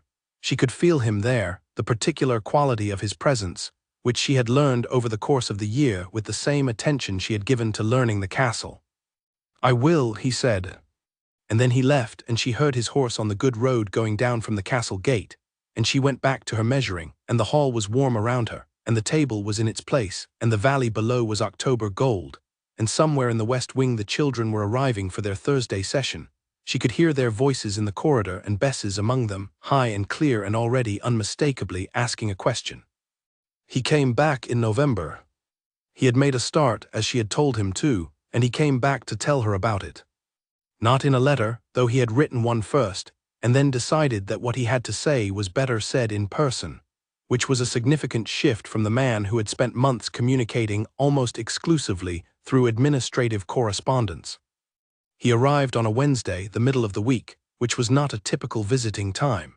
The library room was in session when he arrived, and he went directly there, with the case he had carried from the city under his arm, and he stood in the doorway the way he had stood in doorways before, and he waited until Francis acknowledged him with a nod and indicated it was fine to come in. He set the case on the end of the table and opened it. Inside were 12 books, his mother's books, the ones Leonard had found. He did not make a speech. He said to Francis, "These belong to someone who believed what you believe about books. I thought they should be here." Francis looked at the books for a moment. Then she said, "Thank you," in the same simple tone she used for the children when they did something well, and she picked up the first one and opened it and looked at the title page and nodded once to herself, the nod of a person confirming something they suspected and finding it to be true. The children had been watching all of this. Bess, at her end of the table, had been watching with particular intensity. When Edmund set the case down and the books came out, she stood up and came around the table to look. She looked at them for a moment, then she looked at Edmund. "They are old," she said, "not a criticism. An observation." "Yes," he said, "they have been in a warehouse for some time. They needed to be somewhere they would be used." Bess picked one up. She read the spine. "Natural history of the river valleys," she said slowly, each word getting its full value. She looked up at Edmund. "Is there a chapter on the river, our river?" He thought about it. "There may well be," he said. She put it back with the others carefully, the way she put all books down. "I will read it on Thursday," she said, and she went back to her seat. Edmund looked at her retreating back and then at the shelf where the 12 new books had been added to the collection. Then he looked at Alara, who was standing in the doorway where she had been since he arrived. She said nothing. There was nothing that needed saying. He came out into the corridor, and they walked toward the kitchen together in the comfortable silence of two people who have stopped needing to fill every space with words. "The estate," he said. "Tell me," she said. "I have opened the hall," he said, "for dinners, not formal ones, the kind you have here." My housekeeper looked at me as though I had said something alarming. "What did she say?" "She said, 'Who will be invited?' And I said, 'Anyone who works on the estate or in the village.' And she was silent for a while, and then she said she would need to speak with the cook about quantities." Alara said, "That is a very good response from a housekeeper." "I thought so too. I may have misjudged her over the years." They reached the kitchen. Dora was there, and she put the kettle on without being asked, because that was what Dora did when people came into the kitchen. And Edmund sat down at the table and Alara sat across from him, and they had tea, which was the correct thing to have on a November afternoon. "How did the first dinner go?" she asked. He thought about it. "Not like yours," he said. "It was too formal, people sat too correctly, no one was quite sure what was permitted." He paused. "But they came, all of them. And at the end, one of the older workers, a man who has been on the estate for 20 years, said to me on the way out that he had not sat at the house table in his entire time there." She looked at him. "20 years," he said. "He has worked for me for 20 years and never sat at the table." She held his gaze. "He will sit at the next one," she said. "Yes," Edmund said, "he will." They drank their tea. Callum came in from the garden with a handful of the last of the autumn herbs and set them on the counter and said good afternoon to Edmund in the measured way that was his particular greeting, and Edmund said good afternoon back in a tone that was, Alara noted, considerably less formal than his very first good morning had been. Progress, she thought, actual, real, visible progress, not in the castle, in the man. She found this, on consideration, more satisfying than the drainage work, which was saying something. In the days that followed, because he had stayed again, because he always stayed when he came now, She watched him find his footing in the castle the way she had found hers in those first weeks. He moved through the rooms with less ceremony than he had in June. He knew where things were. He knew which door stuck and which floor board at the top of the west wing stairs made the particular sound that meant the wood was dry and sound. He knew that Dora's bread was always best on Thursday when she made the long loaf, not the round one. He knew that Callum's evening rounds ended at the library room, where he checked the fireplace one last time before going to bed. He knew these things because he had been paying attention. Because he had decided that paying attention was the correct and honest way to be somewhere. She had always paid attention. It was her primary tool. She was glad watching him develop it that it was also learnable. On his last evening before leaving for the week, they sat together in the hall after dinner. The fire was going and the oak table was at the center of the room, and the candles made the shadows move on the walls the way they do in old halls when the stone has absorbed enough heat to stay warm even when the fire is low. He said, "I have been thinking about something." "Tell me," she said. "I have been thinking about the fact that I own this castle and you have made it into what it is," he said, "and about what that means. About what it would mean for me to make more of a claim on it than visiting." She looked at him steadily. "I am not proposing anything," he said. "I am thinking out loud, which is something I have not had much practice with." "I know," she said. "Keep going." "What I am thinking," he said, "is that this place is yours in every real sense, even though on paper it is mine, and that whatever I want to be here, I cannot simply arrive at it by announcing it. I have to arrive at it the way you arrived at everything here, by doing the work, by being present, by choosing it every day." She was quiet. "That is exactly right," she said. "I thought it was," he said. "I wanted to say it so you knew I understood it." She looked at the hall, at the table and the fire and the windows dark with November night outside. She thought about 9 months ago, and the scroll and the court and the curtsy she had made when she accepted something she intended to use. She thought about everything between then and now, all of it, laid end to end in her memory like the pages of the notebooks she had filled. "Then understand it," she said, "and keep choosing." He nodded. They sat in the hall for another hour, working in the comfortable quiet that had become their particular way of being in the same room, and the fire burned and the castle settled around them, and outside the November wind was in the valley and the river ran in the dark below, and everything was exactly what it was, which was, she thought, the best thing any place or any person could be. The letter arrived on a Thursday morning in December, 3 months after Alara had written to try to find her. Elena, the youngest daughter of the old family, the one who had been 12 when they took everything away. Callum's contact in the West had found her, had passed on Alara's letter, and Elena had written back.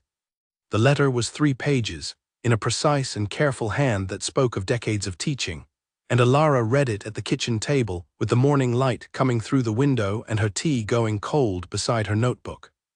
Elena was 62. She had spent 40 years as a schoolteacher in a market town 3 counties to the west.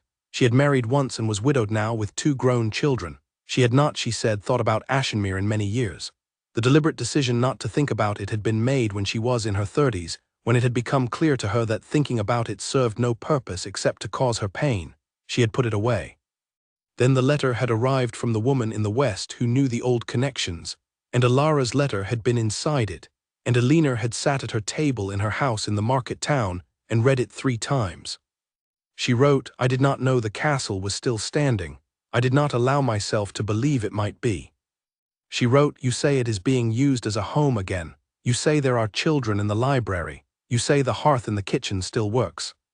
She wrote, "I remember my mother's hands in that library. She used to say that a room full of books is a room that is alive even when no one is in it. I do not know if that is true, but I have always wanted it to be." She wrote, "I would very much like to see it again, if that is something you would permit." Alara read the letter a second time. Then she picked up her pen and wrote back immediately in the clearest and most direct words she had, "You are welcome here whenever you choose to come. The door is open and it will remain so. Come as soon as you can." She sent the letter that afternoon. She told Callum that evening. He listened without speaking until she was done, and then he was quiet for a long time, and the kitchen was warm around them both, and outside the December dark had come early as it does in that part of the country in winter. "How old is she?" he asked. 62, Alara said. He nodded slowly. He was doing the arithmetic, she thought, the same arithmetic she had done. Elinor had been 12, she had left 50 years ago, she was 62 now. She will find it changed, he said. Yes, Alara said, and she will find things that have not changed. He looked at the kitchen table, at the long wooden surface that had been there when the old family was here, the one piece of furniture the stripping had left behind, perhaps because it was too large and too heavy to bother with, or perhaps because whoever gave the order had missed it, or perhaps because some things resist being taken. The table, he said. The table, she agreed, and the shelves in the library room and the hearth. He was quiet. And the river, he said, she would have looked at this same river as a child. She would have. He sat with that for a while. When do you think she will come? He asked. Spring, I expect, Alara said. The roads will be better, and it will give her time to prepare herself. He nodded, then he said something she had not expected. He said, Good, it gives me time too. She looked at him. 30 years is a long time to wait for someone to come back, he said. Another few months is not so much. She did not say anything. Some things are better received in silence. Edmund came for Christmas. This was not something she had planned or arranged. She had not thought to invite him. She had thought about him at Christmas the way she had begun to think about him with some regularity, the background presence of a person who has become part of the texture of your daily thinking without any official announcement, but she had not thought to say, come for Christmas. He had invited himself. In a letter that was, she noted with something that was not quite amusement but was in that direction, the most direct letter he had yet written. He said, I will be at Ashenmere for Christmas if that suits you. I am bringing the builder from the city to look at the east wing, and I am bringing Dora a particular kind of flower she mentioned in September that I have finally managed to locate. She read this letter twice. Then she wrote back, it suits. He arrived on the 23rd with the builder, a steady and experienced man named Robert who had worked on old buildings his entire career, and who took one look at the east wing's second floor and said, This is manageable. And Alara believed him because his face said the same thing his words said. He also arrived with the flower, which he gave directly to Dora with the straightforward explanation of where he had found it, and Dora received it with the particular reverence she reserved for excellent ingredients, and immediately began planning what to make with it, which occupied her for the rest of the afternoon. Christmas at Ashenmere that year was not a formal occasion. It was not planned with the precision of a formal occasion or arranged with the ceremony one. It was simply what happened when you had a warm hall and a working kitchen and a set of people who had been through a year together and were glad to be in the same room. 40 people came for the Christmas dinner, Agnes and her family, Ned and Ruth and Peter, Frances and her 2 daughters who were visiting, George and his wife, Philip the merchant, Arthur the blacksmith with his son and daughter-in-law and their 3 children, Dora's parents and Harriet, Callum at his end of the table as he always was in his place that had become as fixed and certain as the table itself, 3 families from the village who had been coming to the Saturday dinners for months, Robert the builder who turned out to be a quiet man with a good laugh, and Edmund in the middle of the table which was where he always sat now, not at the head and not at the edge but in the middle, where the conversation was. Alara sat at her end and looked down the length of it. The oak table, the full length of it with all 12 chairs placed and 6 more chairs borrowed from the kitchen and the library room and arranged at the sides to accommodate the 40 people who had come, was carrying the weight of all those people and all that food and all that conversation, and it was doing it the way good oak tables do, without effort, without strain, simply being equal to what it was being asked to hold. She had thought 9 months ago, standing in this hall for the first time, that she would make it what it should be. She had not known then exactly what that meant. She had had a direction and a set of principles and a list of practical things to do, and she had done them, and this was where they had led. Here, this room, these people, this table. She thought about Edmund Harwick standing in the court with the scroll. She thought about his face and what had been in it. She thought about how carefully he had arranged the ceremony and what he had arranged it to produce. She thought about what it had actually produced instead. 40 people at Christmas dinner in the hall of Ashenmere Castle. 12 of those people children, including Bess, who was at this moment conducting what appeared to be a solemn negotiation with the blacksmith's grandson about the relative merits of 2 of the library books. Francis watching her with the expression of a teacher who has seen exactly this before and knows where it leads. She thought about the small tree in the courtyard crack, leafless now in December but rooted, entirely rooted, going nowhere. She thought about Callum's 30 years. She thought about Eleanor's letter, spring she had said in her reply, come in spring. She picked up her glass. Edmund was looking at her from his place in the middle of the table. He had been looking at her for a moment. She realized, not at the room, not at the dinner, but at her, with the particular quality of attention she had come to recognize as his specific way of seeing things he considered important. He did not look away when she noticed. She held his gaze across the length of the table and all the noise between them. He raised his glass slightly, just slightly, in a gesture that was too small to be a toast and too deliberate to be an accident. She raised hers in return. That was all, it was sufficient. After the dinner, after the guests had gone and the hall had been cleared and the kitchen put to rest and Dora and Harriet had gone home, and Callum had done his rounds and gone to bed, she and Edmund were alone in the hall. The fire was burning low, the oak table was empty, the candles were almost done. The room was in that particular state of rest that only comes after a great deal of life has moved through it and left it to settle. He was standing at the tall window at the far end, looking out at the December night. She was at the near end, looking at the fire. He said, without turning, when I gave you this title, I thought I was solving a problem. You were, she said. The problem was that I did not fit your categories. Yes, he said, that was the problem. He turned. I was wrong about what I was solving. What were you solving? He looked at her across the length of the hall. I was solving the fact that you made me feel something I did not have a framework for, he said. And I was not ready to look at what that was, so I removed it from my sight. She held his gaze. You removed me to Ashenmere, she said. Yes. And then you spent a year coming back to it, she said. Yes, he said, I spent a year coming back to it. She thought about what that sentence contained. Not just the visits, not just the letters and the bank drafts and the books and the flower for Dora and the builder for the East Wing. But the full shape of the year, everything that had happened between the scroll and this moment in the hall on Christmas night, and what it added up to. She said, what is it you feel, that you did not have a framework for? He was quiet for a moment. Then he said, I think you are the most complete person I have ever met. I have been trying to find a more precise way to say that for 6 months, and that is the most precise I have been able to get. She looked at him. She thought about precise. She thought about the particular quality of the statement, the honesty of it, the admission that he had been working on it for 6 months. This was not a man who said things carelessly. This was a man who had been carrying something and had decided, on this specific night, in this specific hall, that the time for carrying it privately had ended. She said, Edmund. He looked at her. Come here, she said.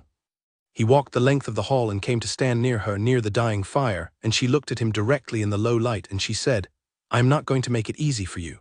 This is my hall and my castle and my people and my work, and you are welcome in all of it, genuinely welcome, but you are going to have to earn your place here in the real sense and not the administrative one.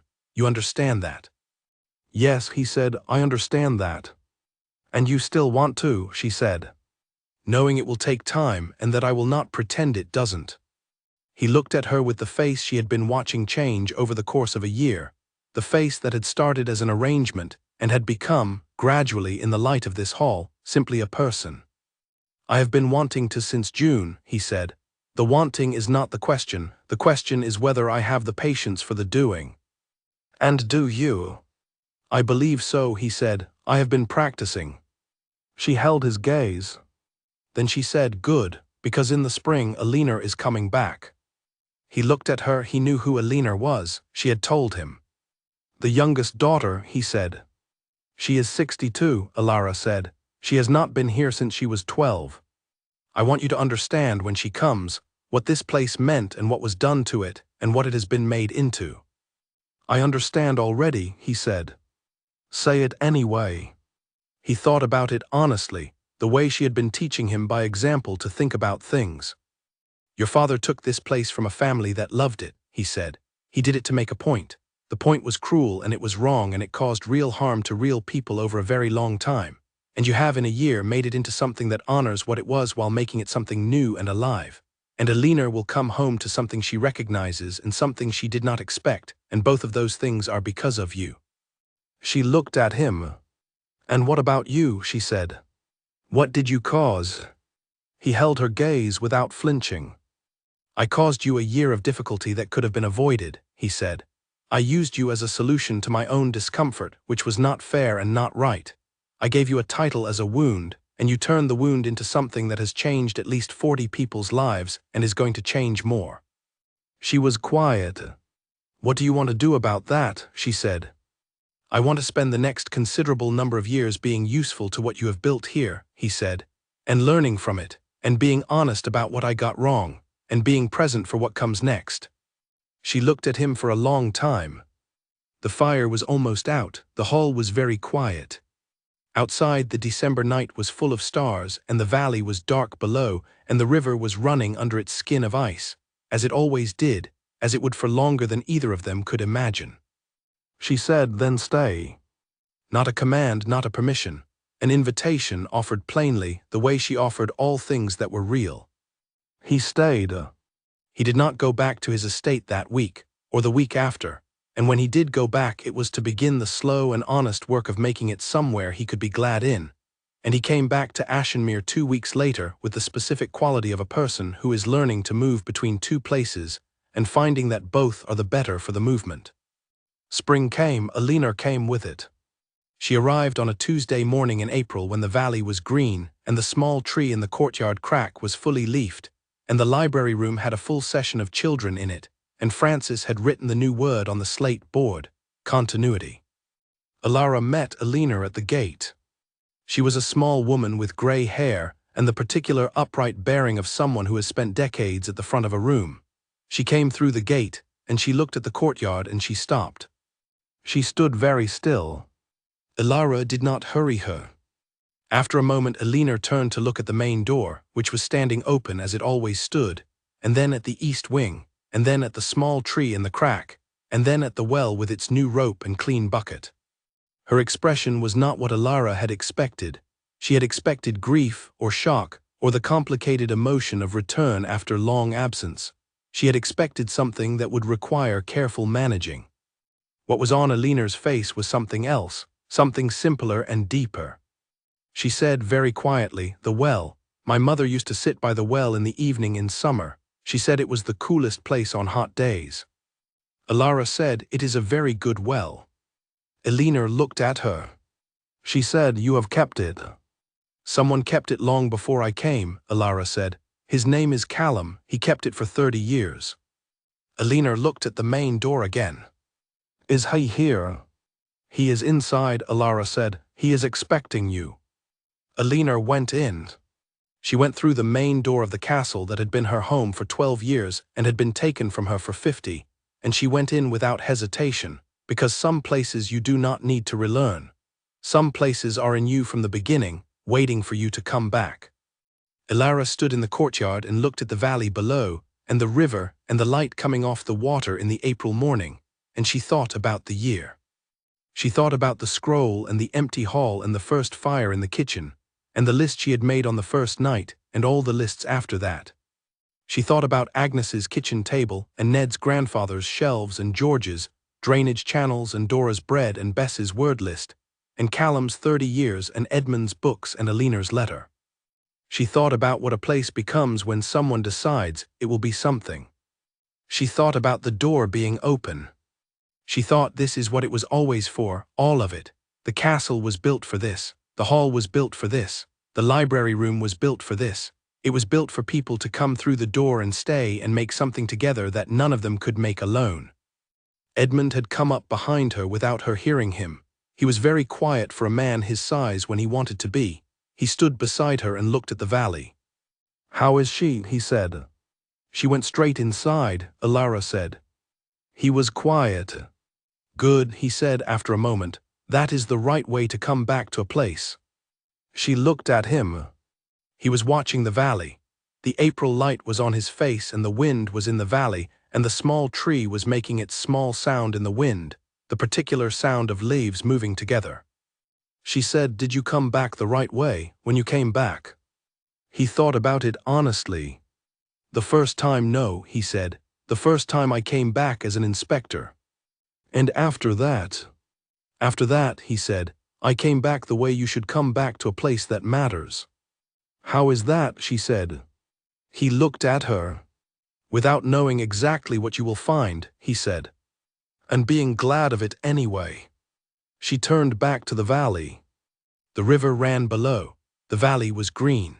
The April morning was clear and the light was good on the water, and somewhere inside the castle Callum was sitting across from Alina, and they were in the beginning of a conversation that was 50 years overdue, and that would take a long time, and that was exactly the right length. And in the library room the children were reading, and Bess was at her end of the table working through something difficult with the steady, deliberate attention of someone who has learned that hard things can still be done. And the shelves held their books, and the word continuity was on the slate board, and the fireplace was warm. The door was open. It was always open. That was the thing she had decided in the first week, and had never stopped deciding every single day after. She looked at the courtyard and the well and the small tree, which was larger now than it had been when she arrived. It would be a proper tree someday. Not yet. But someday, if it was left alone to grow, if the crack that held its roots was tended rather than sealed, if someone continued to notice it every morning and note it down as a fact. She would continue to notice it. She always had. She picked up her notebook from where she had set it on the low wall, and she opened it to a fresh page and wrote the date at the top, the way she always did, and beneath the date she wrote, "Alina arrived. The door was open." Then she wrote one more thing, which was not a list item or a schedule entry or a repair note or a budget figure. She wrote, "This is what it was always for." And she underlined it, the way she underlined the things that were true and did not change. And she put the notebook under her arm and walked back through the main door of Ashenmere Castle, into the warmth and the noise and the accumulated life of the place she had made. And the door stayed open behind her, as it always did, as it always would. For whoever came next. For whoever needed it. For whoever arrived as she had arrived, with nothing but themselves and the willingness to stay.